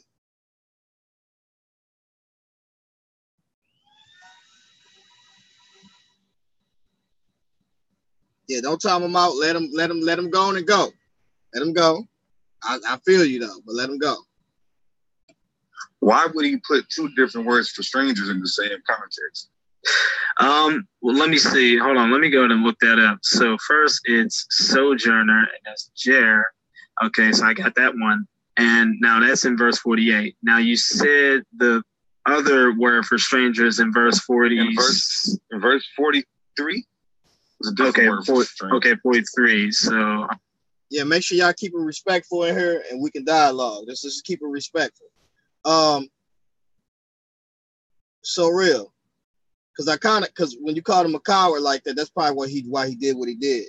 Just make sure we keep it respectful. Let's not call the brothers names or nothing like that. Let's keep a respectful dialogue, because when you call him a coward, he called you something else. So let's you just keep it respectful with these brothers that's really good with the information. All right, I'm looking that up now. And it says, let's see. It says Nakah and Dane. And Nakah says, here it is. It says, foreign, alien, foreign, that which is foreign gods. Okay, so real right there. You see that they said that there's two usages of those words being used.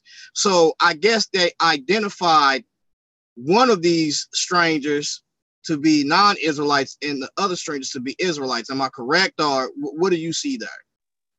Basically, like I said, they're trying to say that there are, strangers that are Israelites because they're far away, and then there are strangers that are Israelites because they are around or sojourning among the house of Israel and things like that. But the problem is that they're just coming out of the Passover. I mean, they're just coming out of Egypt together. There is no scattering for them to be living far away. No, they're all huddled together coming out of Egypt. So what are you talking about? And all of a sudden I showed, like, with the two definitions, it's just talking about, like, basically, like, you're someone as a stranger due to residence. You're around a people that you're not a part of. You're in a place of residence that you are not an official citizen in. That is the context. That's the reason why it says in verse 48, when a stranger shall sojourn with thee. That's the reason why it says that, you know? So if you just go ahead and like I said, just read the lexicons and then read the sentences, it's very clear. And I showed that that was the differences in the meaning. Had nothing to do with, Israelites or anything, which is totally ridiculous. And what's that text again? What's that scripture again, brother? What is it? Was it Deuteronomy? What again? This is Exodus. We're in Exodus chapter 12. The sojourner and stranger part is verse 48. Exodus and 12, okay. Yes. Because I want to show y'all something real quick.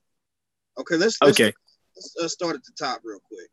Let's jump up to 43. It says, "Yep. And the Lord said unto Moses and Aaron, this is the ordinance of the Passover. There shall no stranger eat thereof," right? And then we see, semicolon, then it says, "But every man's servant that is bought for money," right? Now, if you look at this term, is not this the same term that we see that is used of Abraham? Every man's servant that is bought of money, when thou hast circumcised him, then shall he eat thereof. Did not we read this? Let's go back to Genesis chapter 17. Let's read Genesis chapter 17, because here's the cut right here. Look what Genesis 17. See, this why Genesis 17. Let's jump down. Look what it says. Genesis 17 and 20. 17 and 19. No, not 19. 17 and 14. Look what it says. Let's jump up to 12. And he that is 8 days old should be circumcised among you, every man child in your generations. He that is born in the house or bought with money of any stranger. You see that there? So real, right? You see that? Can you hear me? Yeah, definitely see it. Yep. And you know what? And that's the exact for Exodus 12:44. For right. Every man servant that is bought for money when he is circumcised. Right. But watch what it says. It says, and the Lord said unto Moses and Aaron, this is the ordinance of the Passover. There shall no stranger eat thereof. Now here's the thought behind that. But every man's servant that is bought for money, when thou hast circumcised him, then shall he eat thereof. A foreigner. And so now we kind of get the context of the stranger that it's talking about. Because when you go back to what it's saying with Abraham, and then when we also what it's saying with Abraham, then we can kind of see that those that are bought with money, right? The stranger. Now, it says, then shall he eat thereof, right? So in other words, if a stranger, it says there should no stranger eat thereof, unless that stranger can only eat thereof cannot eat thereof unless, what is it? He is circumcised, right? When thou hast circumcised him, then shall he eat. So he can eat when he is circumcised, but he cannot eat if he is not circumcised. So that is what's after the semicolon, letting you know that no stranger cannot eat of this unless he is circumcised. And this is the servants. This is those servants that are bought with money, right? A foreigner and an hired servant shall not eat thereof, right? It says, a foreigner and an hired servant shall not eat thereof. In one house in one house shall it be eaten. Thou shalt not carry forth aught out of the flesh abroad. Let me read that again. In one house shall it be eaten. Thou shalt not carry forth aught of the flesh abroad out of the house, neither shall ye break a bone thereof. Now watch what it says, verse 48. It says, and when a stranger shall sojourn with thee and will keep the Passover to the Lord, let all his males be circumcised. Now hold on for a minute. Now, how is it that they are taught already from from Abraham that they must be circumcised on the 8th day, right? After they are born.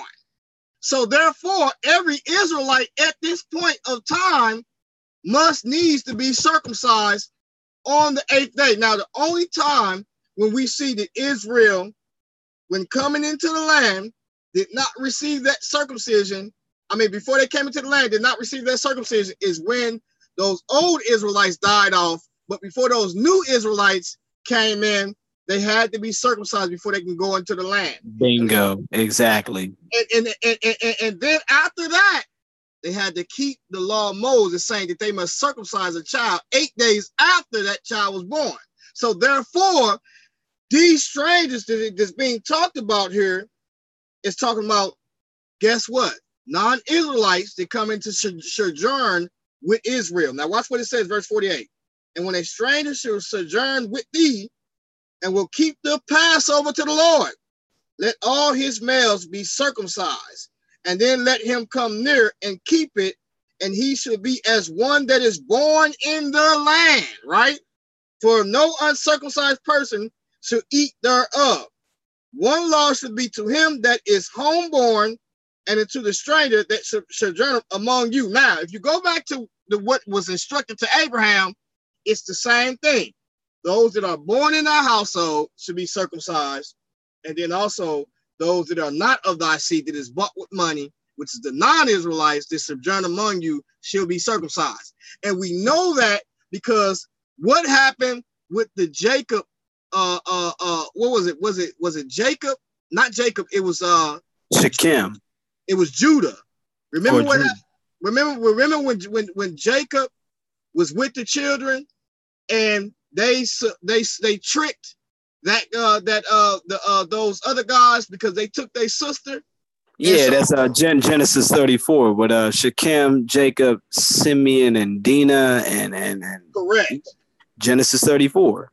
Right, He is understanding the passage. He said, "Look, when you circumcise yourself, then you and I will become one people, and everything that's mine, it's gonna be yours. Everything that's yours is gonna be mine." Like, why would they do that? Well, blame Genesis 17. So you go to chapter 34, they're still acting like this. Right. And so let's continue to look at, see, with their logic, and if they try to go into the Hebrew and say, no, we can find to where we see that this word stranger and is used of non-Israelites in other places just as well as Israelites. That's not going to work. We can get the context of what the passage is saying if we clearly look at what it is talking about. See, that's it. You said it right there. The context of the passage. That's it. Yep. He pulled up something in Leviticus, and I wish I could remember where it was, but it spoke about like his brother. He said, though he be a stranger. And so what is the context of stranger right there? It has to be something that has to do with, his residence or something. Because even then, look at Abraham. He ended up saying, look, I am a stranger in this land and blah, blah, blah, blah. But yet God promised Canaan to Abraham. And yet you think if you're going to go ahead and be in this land and, your wife died here and you want to bury her in this land, you would not call yourself a stranger, but yet he does. So like I said, to say that, Israelites are the Gentiles everywhere when you find in the passage, everything out of context all the time. And they're ignoring that. It's hilarious. Let's hit that play button and let's look at some of the things that they're saying. Let's watch this. And the other one simply says, 48, it says, sojourner, a temporary inhabitant, a newcomer lacking inherited rights, of foreigners in Israel, though conceded rights. So it seems like the only reason that it's having this different word is because now this stranger is now sojourning with Israel. So now he's not just some random stranger. Now he's like a sojourner within Israel, even though he's not an Israelite. That's the reason why the verse says, and when the stranger shall sojourn with thee. So I think that's the reason why. Okay, we have to take a look at all this in context.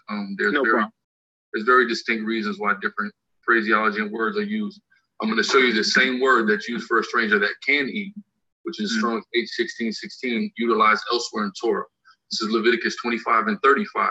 And if thy brother, an Israelite, be waxen poor and fall in decay with thee, then thou shalt relieve him, yea, though he be a stranger or a sojourner, that he may live with thee. So this is clearly in this context an Israelite who is being referred to as a stranger or sojourner. So that's why I said, let's look at this in context. So let's look at verse 48.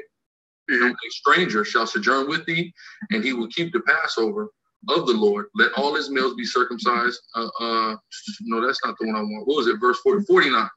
One Lord shall be the he that is homeborn, and unto the stranger that sojourneth among you. Right.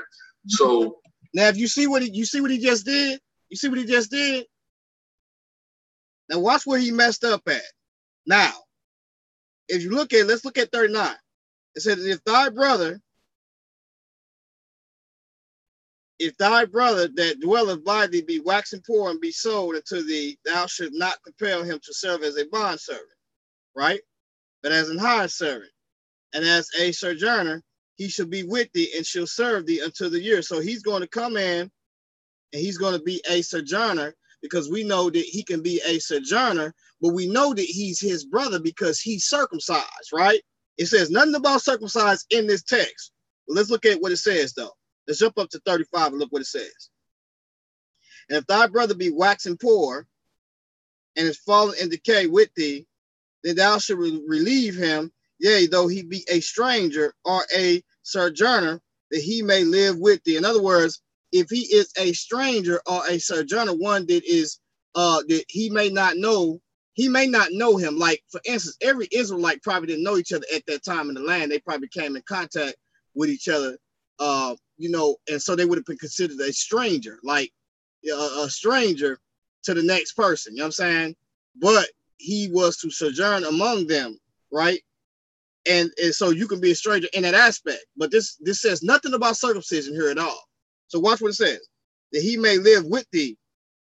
Take thou no usury of him or increase, but fear thy God, that thy brother may live with thee. Thou shalt not give him thy money upon usury, nor lend him the victuals for increase. Now, it's saying nothing about any Passover. It's not saying anything about that at all, nor about circumcision. So we see that this stranger that he's talking about is already circumcised, right? He's already circumcised. He's called a brother, right? Of thy seed. So I don't know why he tried, and then he messed up, because when he tried to go here, he almost tried to use the passage that we was reading over there in Exodus and flip it with this one, and that was his mistake where he messed up at. Now watch what he does. Thou shalt not give him thy money upon usury, nor lend him thy victuals for increase. Right? Let's look at it. 39. If thy brother that dwelleth with thee be waxen poor and be sold unto thee, thou shalt not compel him to serve as a bondservant. Now, we have a bondservant right here, and it says to serve as a bondservant. Now, the problem is, what is a bondservant? It says, but as an hired servant and as a sojourner, he shall be with thee and shall serve thee until the year of Jubilee, right? And then shall he depart from thee, both he and his children with him, and shall return unto his own family, and unto the possession of his father shall he return. Now, it's clear that this stranger that we see is of Israel, right? But when you go back to the text in Exodus, we see that that stranger is not of Israel, right? For they are my servants, which I brought forth out of the land of Egypt. They shall not be sold as bondmen, right? So we have bondmen that we see that are not of Israel. Now let's look at it. Thou shalt not rule over him with rigor, but shall fear thy God. But thy bondmen and thy bondmaids, which thou should have, shall be of the heathen that are round about you. Of them shall ye buy bondmen and bondmaids, right? Now notice we see that it's talking about that you're buying these people. Moreover, of the children of the strangers, that do sojourn among you, of them shall ye buy. Now, look what it says. Moreover, of the children of the strangers, right? The same word there. The same word, if I'm not mistaken. Let's look at what it is. Leviticus 25 and 45. Let's look at what that word is. You know, I want to point out something that is very eye-opening that will refute this whole passage. Let me know when you're done. All right. It says, now, the word strangers there is, where is it at?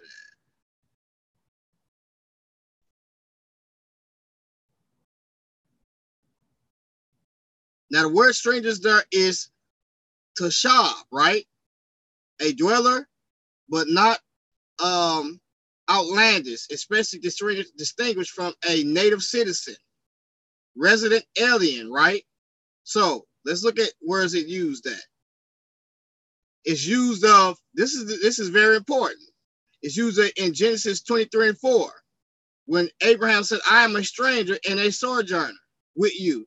Give me a possession of a burying place with you that I may bury my dead, right? It's used also in Exodus 12 and 45. A foreigner and a high servant shall not eat thereof, right? But then it tells you up under that they must eat, unless, they can eat, but they have to be circumcised. It says, there shall no stranger eat of the holy things, a sojourner of the priest or a hired servant shall not eat of the holy things, right? And you get the context of that when you go over there, right? There shall no stranger eat of the holy thing, a sojourner of the priest, right? Or an hired servant shall not eat of the holy thing, right? And the Sabbath of the land should be meat for you. So there were certain things that we see that even Israel couldn't even eat of in a certain place of what there was a portion of the priest, right? The land shall not, this is Leviticus 25 and 23. The land shall not be sold for error, for the land is mine, for ye are strangers and sojourners. So this very word tashab is used also of Israelites just as well and non-Israelites. So it's about the context that you got to look at to determine what sojourner that is talking about. And is it a sojourner that is in Israel or a sojourner that is not of nativity, but that is bought and is a bond servant? It says Leviticus 25 and 40, but as an high servant and as a sojourner, he shall be with thee. So we see moreover the children of the strangers that do sojourn among you, of them shall ye buy. So we see the context of it. Now, so it's no doubt about it that even 1 Chronicles 25 and 15 says, for we are strangers before thee and sojourners. That same word, tashab, right? So it's clear, right? It says also in Psalms 39 and 12, it says, for I am a stranger with thee and a sojourner as all my fathers were. That same word is tashab.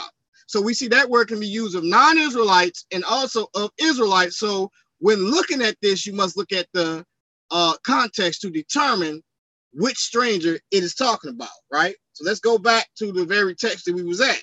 Look what it says.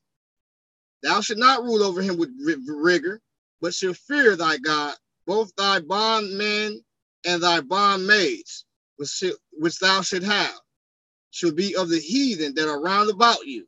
Of them shall ye buy bondmen and bondmaids. Moreover, the children of the strangers that do sojourn among you, of them ye buy, so ye shall buy, and of their families that are with you, which they begot in your land. Now, notice it says, which they begot in your land. That's very important. And they shall be your possession, and ye shall take them as an inheritance for your children after you, to inherit them for a possession. They shall be your bondmen forever. But over your brethren, the children of Israel, ye shall not rule over, you should not rule one over another with rigor. And if a sojourner or stranger wax rich by thee. Now, here's what's crazy. It's saying that if a non-Israelite, right? Watch this. If a sojourner or stranger, a non-Israelite, wax rich by thee, and thy brother that dwelleth by him wax poor. In other words, if you have a non-Israelite that's richer than Israel, and thy brother that dwelleth by him wax poor. In other words, they brother that dwelleth with that stranger wax poor. Watch what it says. It says, and sell himself unto the stranger or sojourner by thee, or to the stock of the stranger's family. So in other words, that Israelite might wax poor, right? And what he does is he might sell himself unto a stranger or sojourner by thee, or to the stock of the stranger's family. So he might sell himself. Now watch what it says. After that he is sold, he may be redeemed again. One of his brethren may redeem him. Either his uncle or his uncle's son may redeem him, or any that is not nigh of kin unto him of his family may redeem him. Or if he be able to, he may redeem himself, and he shall be he shall reckon with him that bought him from the year that he was sold to him until the year of Jubilee. So a person that is a non-Israelite that may been over, that became great in wealth, that Israelite can sell himself unto that non-Israelite, but he can redeem himself later on, or his kinsman can redeem him. Now that's deep. That's deep right there. They're going to try to switch that and change that however they want to, but ain't no changing that. It says that right here. Clearly it says that, right? So look what it says. That's what it says. And if there remain but few years unto the year of Jubilee, then he shall count with him, and according unto his years shall he give him again the price of his redemption. And as a yearly hired servant shall he be with him, and the other shall not rule with rigor over him in thy sight. So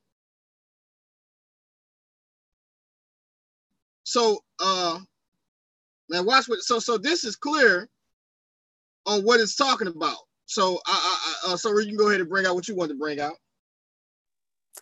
Now check this out. I wish I would have caught this in the debate, but from now on, I'm gonna pay attention to this detail from now on all time. In Leviticus 25:35, Guerrilla Hebrew believes that the Israelites are being called strangers because of his, sad usage of holding to the KJV as the number one above all for all time. What you notice in the KJV is sometimes that the letters are slanted. Why are the letters slanted in the KJV? Because the slanted letters basically mean that, well, it wasn't in the Hebrew text, or it wasn't in the text that whatever they're, getting their words from. Guess which words are not in the text for verse 35 of Leviticus 25? Yea, though he be. So in other words, if we were to read the original text, which these authors are drawing from, it should say this, which the writers have seen before the KJV. It should say this: and if thy brother be waxing poor and fallen in decay with thee, then thou shalt relieve him, a stranger or a sojourner, that he may live with thee. It didn't say, yea, though he be. No, that's in italics, which means those words are not in the original translation.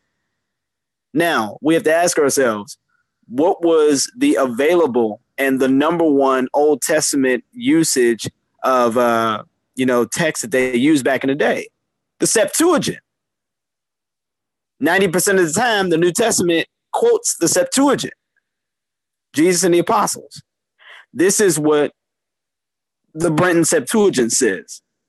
It says this: and if thy brother who is with thee become poor, and he fell in in resources with thee, thou shalt help him as a stranger and a sojourner, and thy brothers shall live with thee. So he said, as a stranger and sojourner. And what makes it so bad, and this is one of the reasons why I use the ESV, because the ESV actually ends up quoting the Dead Sea Scrolls. That's the kind of Old Testament it draws from. And guess what the ESV says? It says, if your brother becomes poor and cannot maintain himself with you, you shall support him as though he were a stranger and a sojourner, and he shall live with you. In other words, this verse that Guerrilla Hebrew end up quoting does not prove at all that Gentiles were ever Jews, or that Jews, Hebrews, Israelites, whatever you want to call it, were never called Gentiles in this passage here. Doesn't even say that. Matter of fact, this is the reason why the Exegesis Companion Bible says this.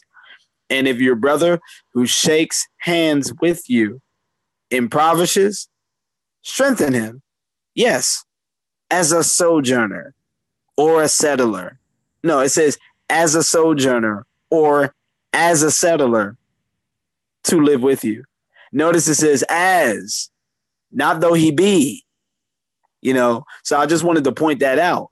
So when we end up breaking it down, that means that this is the way it was long before the year 1611 came into where this passage came into being.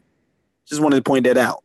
Right, and that's real key too. Now here's another thing too, though, that they got wrong, because if you look at it now, it gets kind of crazy, because we pointed out already that now we got Deacon Akah on record saying that in Isaiah 56 that those are non-Israelites.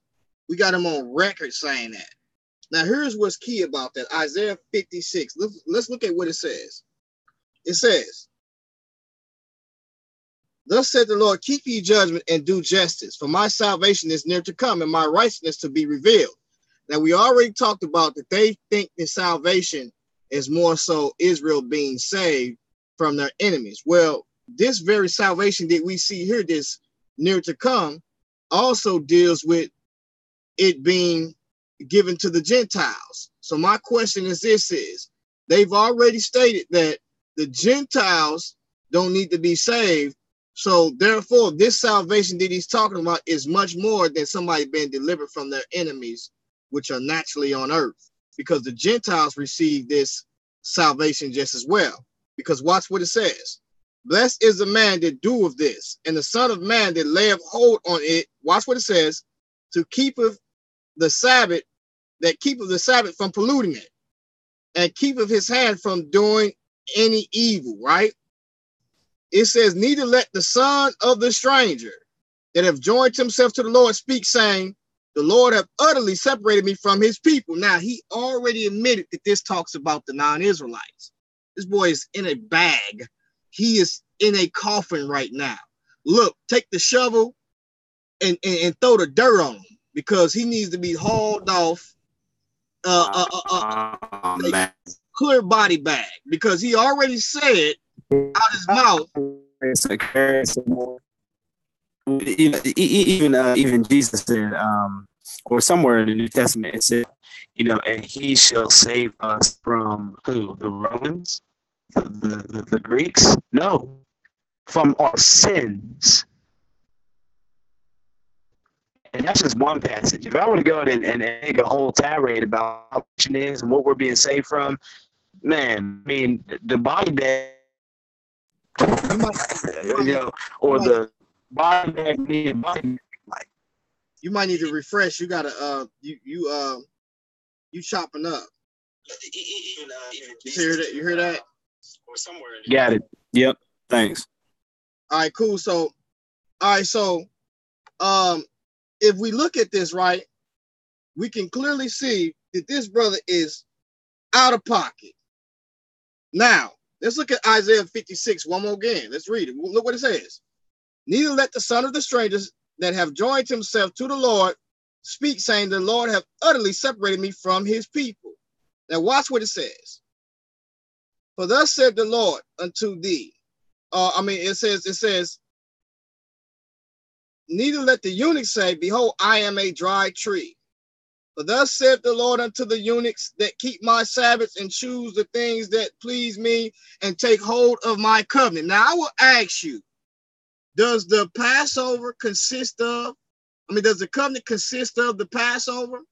Yes, it does. Will the eunuch take of that Passover? Yes, they will. He just said if they take hold of my covenant, and we see that the Passover is in the covenant. These guys is not smart at all. Now watch what it says. Even unto them will I give in my house and within my wall a place and a name better than of sons and daughters. Clearly showing you that these guys could not be sons and daughters, because we see that they're given a name better than sons and daughters. Now watch what it says. I will give them an everlasting name that shall not be cut off. Now watch what it says.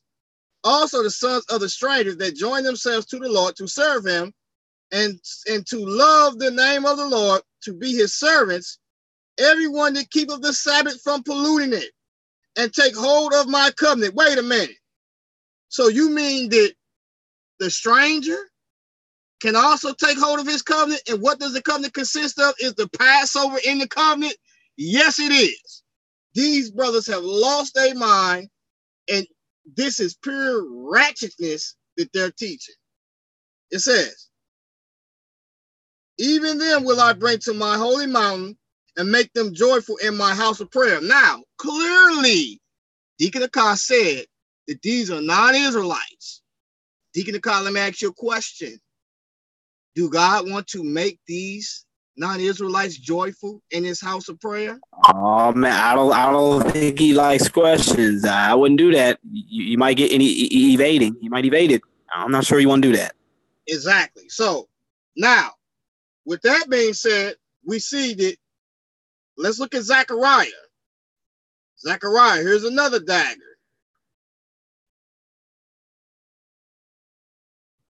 Zechariah.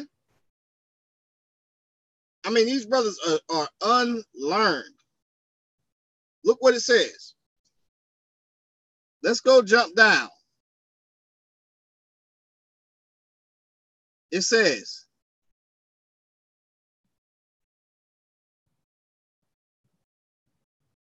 jump down. Let's look at verse 16, Zechariah 14 and 16. And it shall come to pass that everyone that is left of all the nations which came against Jerusalem. If you look at Zechariah 14, it tells you the nations that all the nations are going to come against Jerusalem, right? Now it says in 16, and it shall come to pass that everyone that is left of all the nations which came against Jerusalem should even go up from year to year. What they're going to be doing? To worship the King, the Lord of hosts, and to keep the Feast of Tabernacles.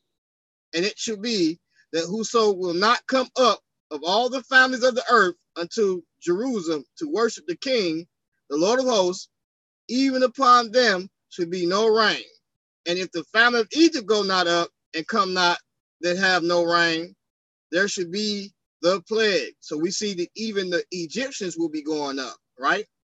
Isaiah 19 kind of explains that a little bit. That come not up to keep the Feast of Tabernacles, this should be the punishment of Egypt and the punishment of all nations that come not up to keep the Feast of Tabernacles. Now watch what it says. In that day, now these are the nations that are left after, right, the second coming. In that day should there be upon the bells of the horses holiness unto the Lord, and the pots in the Lord's house should be like the bowls before the altar. Yea, every pot in Jerusalem and in Judah should be holiness unto the Lord of hosts. And all they that sacrifice shall come and take of them and see therein, right? And in that day there should be no more the Canaanite in the house of the Lord of hosts. So the Canaanites, they're gonna have to leave their name in order to even be. The name of Canaan will be no more remembered. Can I show one other thing too? Go ahead, brother. Check this out. Now in Isaiah 14, he would agree. Now this is what I call bait. He would agree that, when I pointed out and made the case where it says in Isaiah 14, where it says, and sojourners will join them and will attach themselves to the house of Jacob. Like, he would agree that when it says, and they will take captive those who were their captors and rule over those who oppress them. He would agree that, those are real Gentiles. Because that's what he says. Well, they're going to be serving us as our slaves. So those are Gentiles. That's the bait, right? Now get this, because I pointed this out in my response video. Isaiah obviously was written in 740 BC, right? That was talking about the Babylonian exile. Look at what it says in Ezra 6. And in the ESV, it likes to put little subtitles that help guide you. Notice this part in Ezra chapter 6 says, the Passover celebrated. Now listen to what it says. Ezra 6, starting at verse 21. It was eaten by the people of Israel who had returned from exile, right? Mm-hmm. And also by everyone who had joined themselves, who had joined them and separated himself from the uncleanness of the peoples of the land to worship the Lord. Wait, I thought to serve the Gentiles, to serve the Israelites and be their slaves. No, to worship the Lord, the God of Israel. And they kept the feast of unleavened bread 7 days with joy. Dang, with joy? I thought they were supposed to be like terrible slaves. For the Lord had made them joyful and had turned the heart of the king of Assyria to them, so that he had aided them in the work of the house of God, the God of Israel. Ezra chapter 6, verses 21 and 22. We know the times that Ezra and Nehemiah lived in. They lived during the times where they put all their blood, sweat, and tears and their life's work into rebuilding the temple. And that's what happened.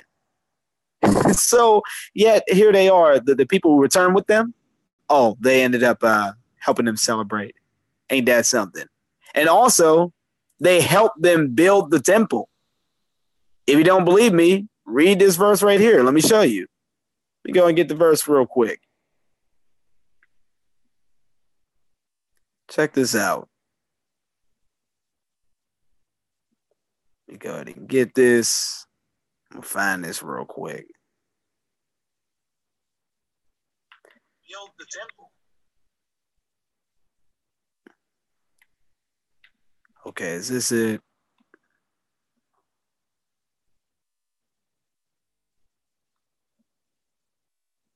All right, here it is. Here it is. Check this out.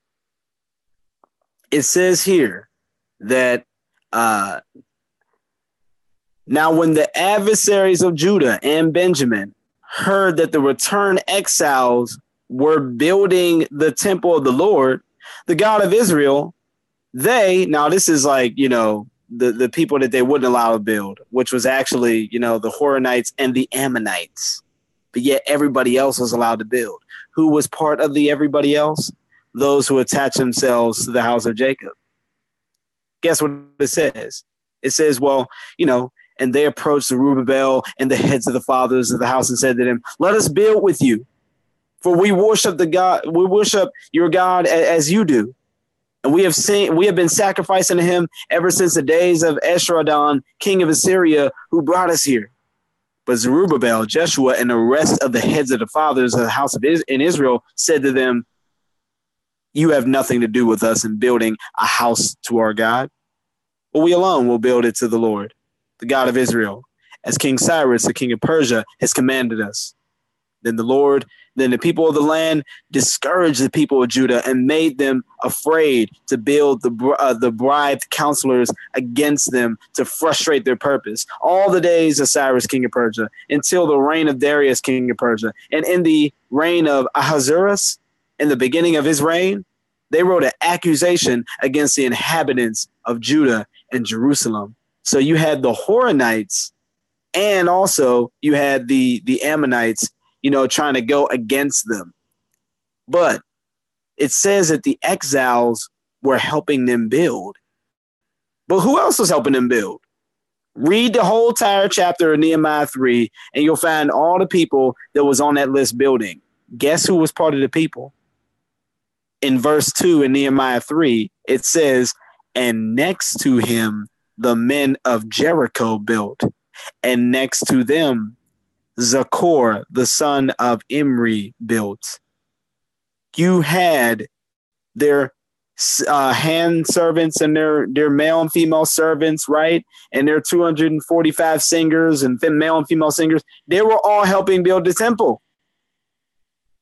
So, for them to say, well, these strangers, they're going to be our slaves forever. Well, you know what? I'm still trying to find where they're going to say, well, they're going to serve us hard and things like that. But yet Isaiah 14, it says when they will rule over those who oppress them, that's in the context of them joining to the house of Jacob. That's how they're going to rule over them, right?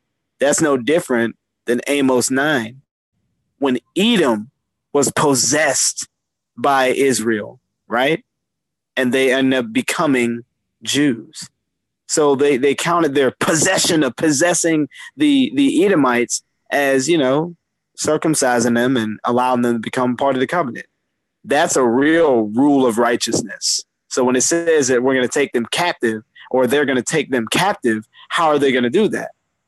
By having them attach themselves to the house of Jacob, as Isaiah 14 plainly states. And yet, Ezra and Nehemiah, it plays out the life of those people all the way up to the time when they helped build the temple, and they were singing and shouting and all that other stuff. Right. So, it's interesting, man. It really is. And one of the things I want to bring out is 2 Chronicles chapter 6. Let's look at what it says. It says, 2 Chronicles 6:32.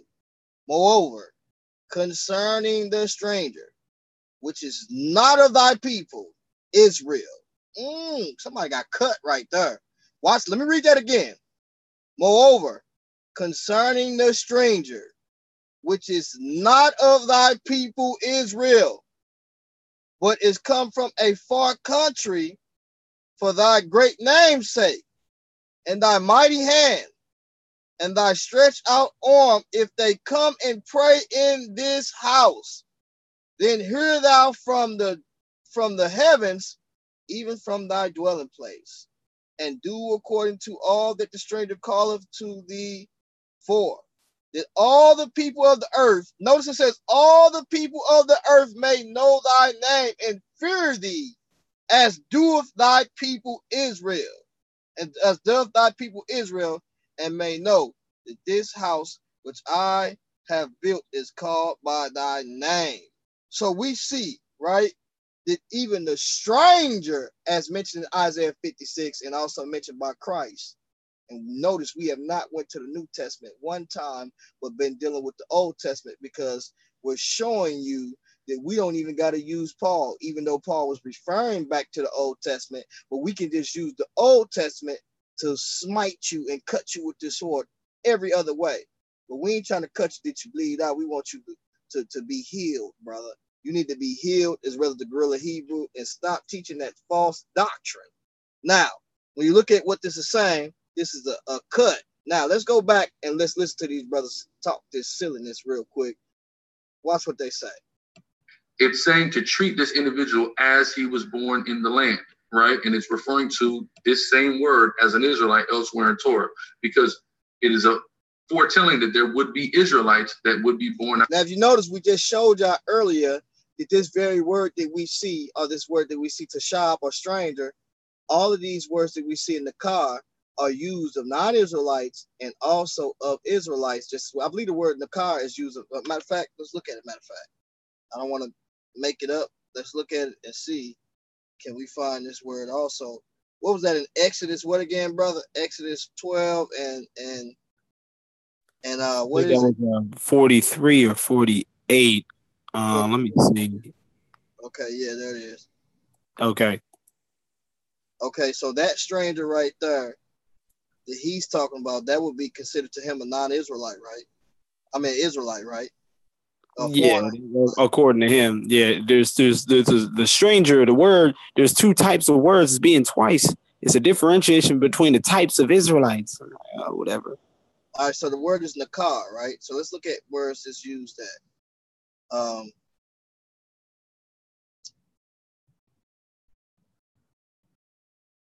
It's used of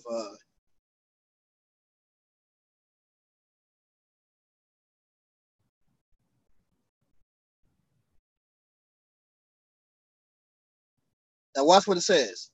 It says, and the Lord said unto Moses, behold, thou shalt sleep with thy fathers, and this people will rise up and go and whore after the gods of the strangers. That same word, nakar, is used of non-Israelites too. See what I'm saying? So it's really about context. So you can't take that word nakar and say, well, this means just only strangers in Israel. Just talking about foreigners, that are of Israel, and that are strangers that are of Israel that comes to live among their brethren, but they might have been from a neighbor from the other side that didn't know, that didn't know this person, because that can happen. The whole land of Israel, you might not know every Israelite, but that person may be a stranger unto you, but still is your brother. You know what I'm saying? So it says, look what it says. That word in the car. It says, Deuteronomy 30:31-16. And the Lord said unto Moses, behold, thou shalt sleep with thy fathers, and this people will rise up and go a whoring after gods of the strangers. That word in the car is there, right?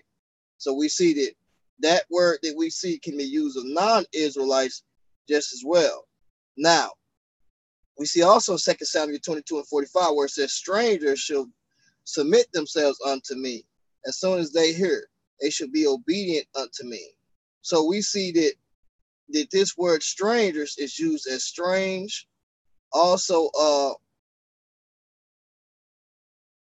in Nehemiah 9:2, look what it says. And the seed of Israel separate themselves from all strangers. That word is nakah again. So we know that this is one of the scriptures that they had that they had already read. And so these strangers that we see is in reference to non-Israelites. And yeah, but see, they don't like context. They just like to say, hey, look, hey, I found this area where a stranger is called an Israelite, or Israelite is called a stranger here. And I'm just going to assume that it's like that everywhere, all the way up into the New Testament, all the way up through the New Testament. It's like that everywhere. And all of a sudden you look at the context. But the context is their kryptonite, because now all of a sudden that destroys all their bad false doctrine toys. And we just can't have that. And look at this too. Isaiah 56:3, the very scripture where Deacon Akai is openly admitting that these guys that's in Isaiah 56 is non-Israelites. Look what it says. Oh man. Neither let the son of the stranger, guess what word is there? Nakar. Neither let the son of the stranger that have joined himself to the Lord speak, saying, the Lord hath utterly separated me from his people, right? That very word is used also in Isaiah 56:6. Also, the sons of the stranger, Nakar, is used there. Now, look what it says in Isaiah 60:10. And the sons of the strangers shall build up thy walls. So this is clearly Nakar that is being used of non-Israelites and also of Israel, as well as the other passages that we see, which is Tashab, that's being used of non-Israelites and Israelites just as well. And so, as well as the word this sojourners, to this guard, I believe too. So there is a problem with how these guys are exegeting these passages. Now, look what it says, Ezekiel 44:7. And that ye have brought into my sanctuary strangers, that word in the cars there, uncircumcised in heart and uncircumcised in flesh, right? So we see that clearly that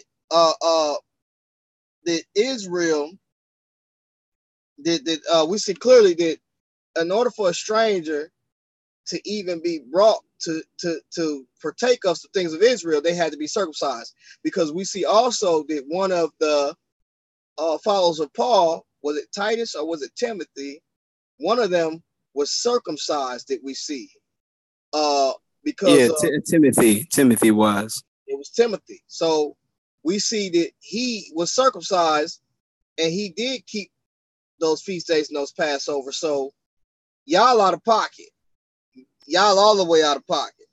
So let's look at what this brother is saying right here. Let's look at this silliness and this foolishness. Outside of Israel, who would come back to Israel and wouldn't live amongst Israel, but would come and sojourn with Israelites to keep the certain feasts and follow the laws. Just like you would have of any nation or group of people, sometimes you'll have people, an American will leave America, go to China, have a baby in China, but that child still has citizenship and rights in America to come back in America and partake in the things that it means to be an American citizen. So what that's dealing with is citizenship clearly in the context. Okay, so my response to that is that, for one, when you enter that verse that had, I think it was Leviticus, and it was saying, like, you know, don't do this to your brother, though he be a stranger. You try to equate it with Exodus 12 here that speaks about a stranger. And then after that, it speaks about this stranger who sojourns with Israel.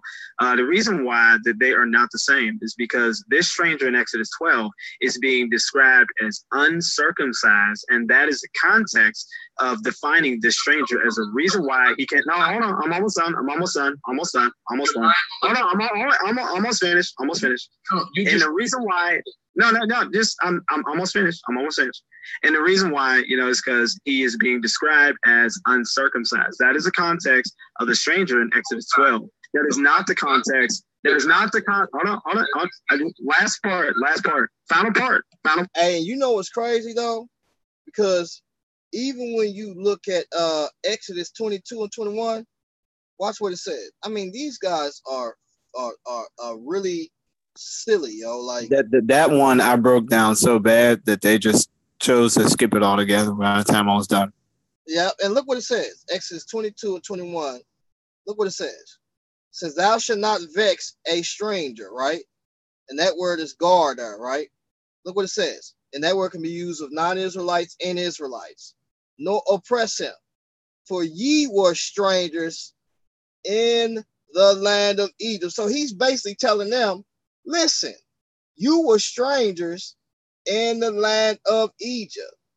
So it's clear that there's a distinction between these strangers, them being them being strangers in Egypt, and also them not oppressing or vexing a stranger, because they were strangers in the land of Egypt. So it's clear that they was distinct people from Egypt, and they were strangers in Egypt's land. So on the contrary, it would have to be talking about Israel not oppressing a stranger, of people that was distinct or opposite from them, because them themselves were strangers in the land of Egypt. Like, this is bingo. Right. This is clearly simple. If they can't understand this, clearly they are been blinded, or they just can't comprehend properly. That it's just silliness altogether, because we can see clearly what this is talking about. And so they got a problem with that. And I don't think that that's something that they really want to deal with. So to say, can a Israelite keep a can a non-Jew keep a Passover, is altogether just plain foolishness. And I hope they repent from that and really rethink this and do a video saying that they was wrong, because you could barely get them to say that they was wrong about anything, and because it's just pure wrong. A non-Israelite can keep the Passover, but he must be circumcised, and the text talks about that clearly.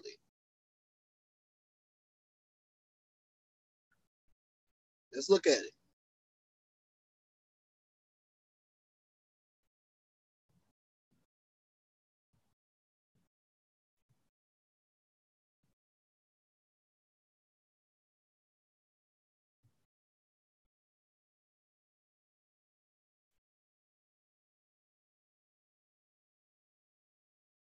Let's look at it.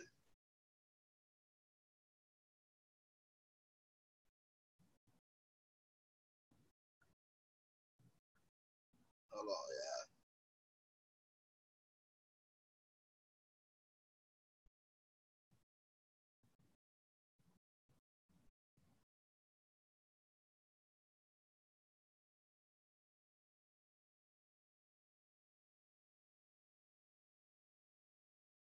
let's reread it in context.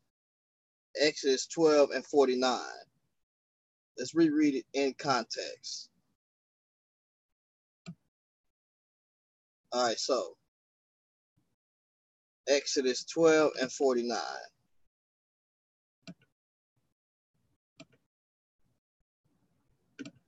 Now, let's jump at 43. And the Lord said unto Moses and Aaron, this is the ordinance of the Passover. There shall no stranger eat thereof, right? Now, if he's going to say that this, let's look at the word stranger. If he's going to say,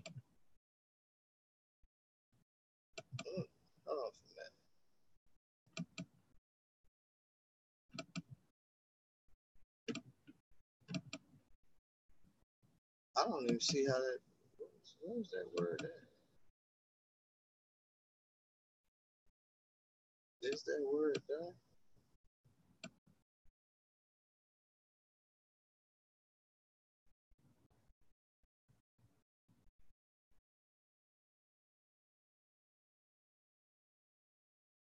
What the heck is this?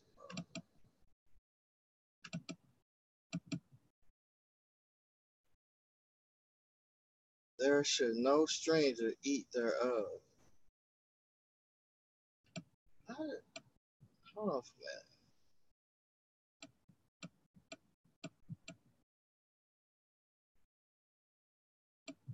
That word is not even there.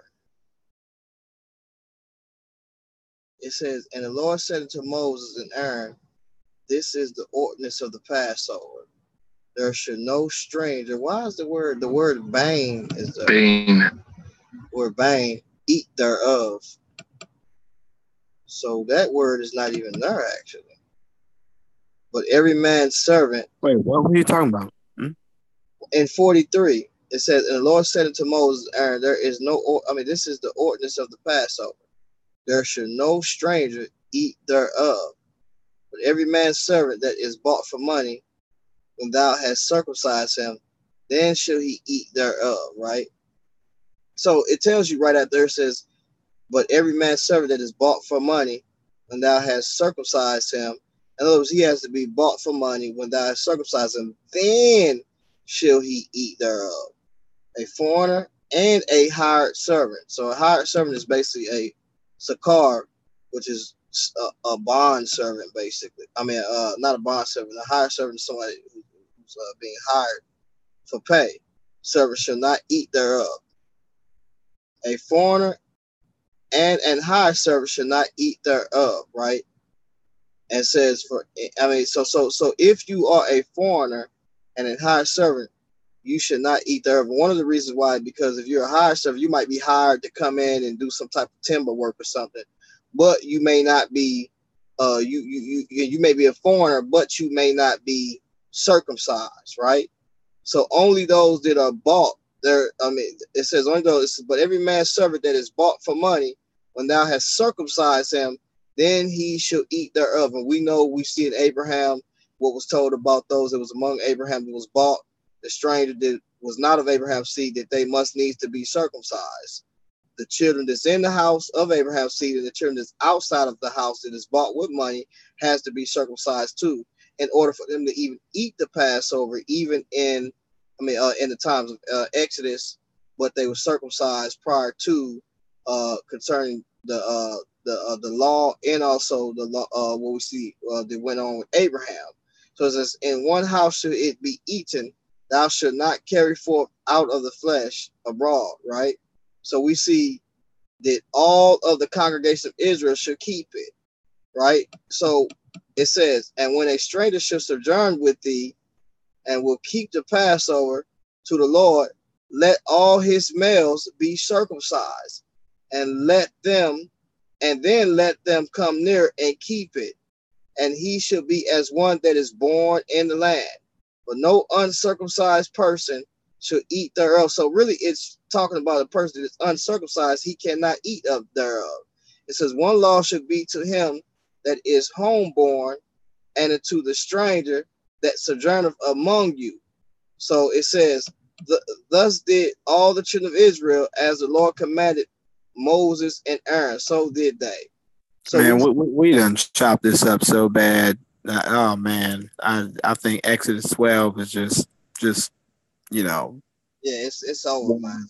Like, man, like yeah, it's over, yo. There's no other way that they can't breathe, man. Yeah, so it's going on 10:53, man. So I'm finna just close this thing on out, man. I gotta go to bed. And so this is clear, man. Like, we didn't cut these brothers up. We see the children of, we see non-Israelites keeping the Feast of Tabernacles. We see also them keeping the Sabbath. We see them bringing their sacrifices before the Lord. We see also them God making them joyful, Isaiah 56. We see Solomon praying for the non-Israelite. We see in Exodus, we see them that they can keep the Passover just as long as they circumcise. We seen that how Israel is supposed to treat the non-Israelite because they was once strangers in the land of those people that who of Egypt. You know what I'm saying? And so we see also that the mixed multitude came out, and so even for the Egyptian that was the servant of Shushan to marry the daughter of Israel, one of the daughters of Israel, we see that they was to receive an inheritance of Judah.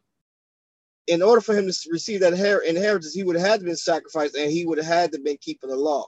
You cannot say that these people are not keeping the law or they're not keeping the covenant when the very Passover is in the covenant, or you can't say they wasn't keeping Passover when the very Passover was in the covenant. You know what I'm saying? So these guys are have lost their mind, and so they unlearned, and so they don't need to be teaching people at all, man. They need to get up off them corners, rip those fringes off, and take them Chinese stars off, and stop playing these games, and stop wearing them police boots out there.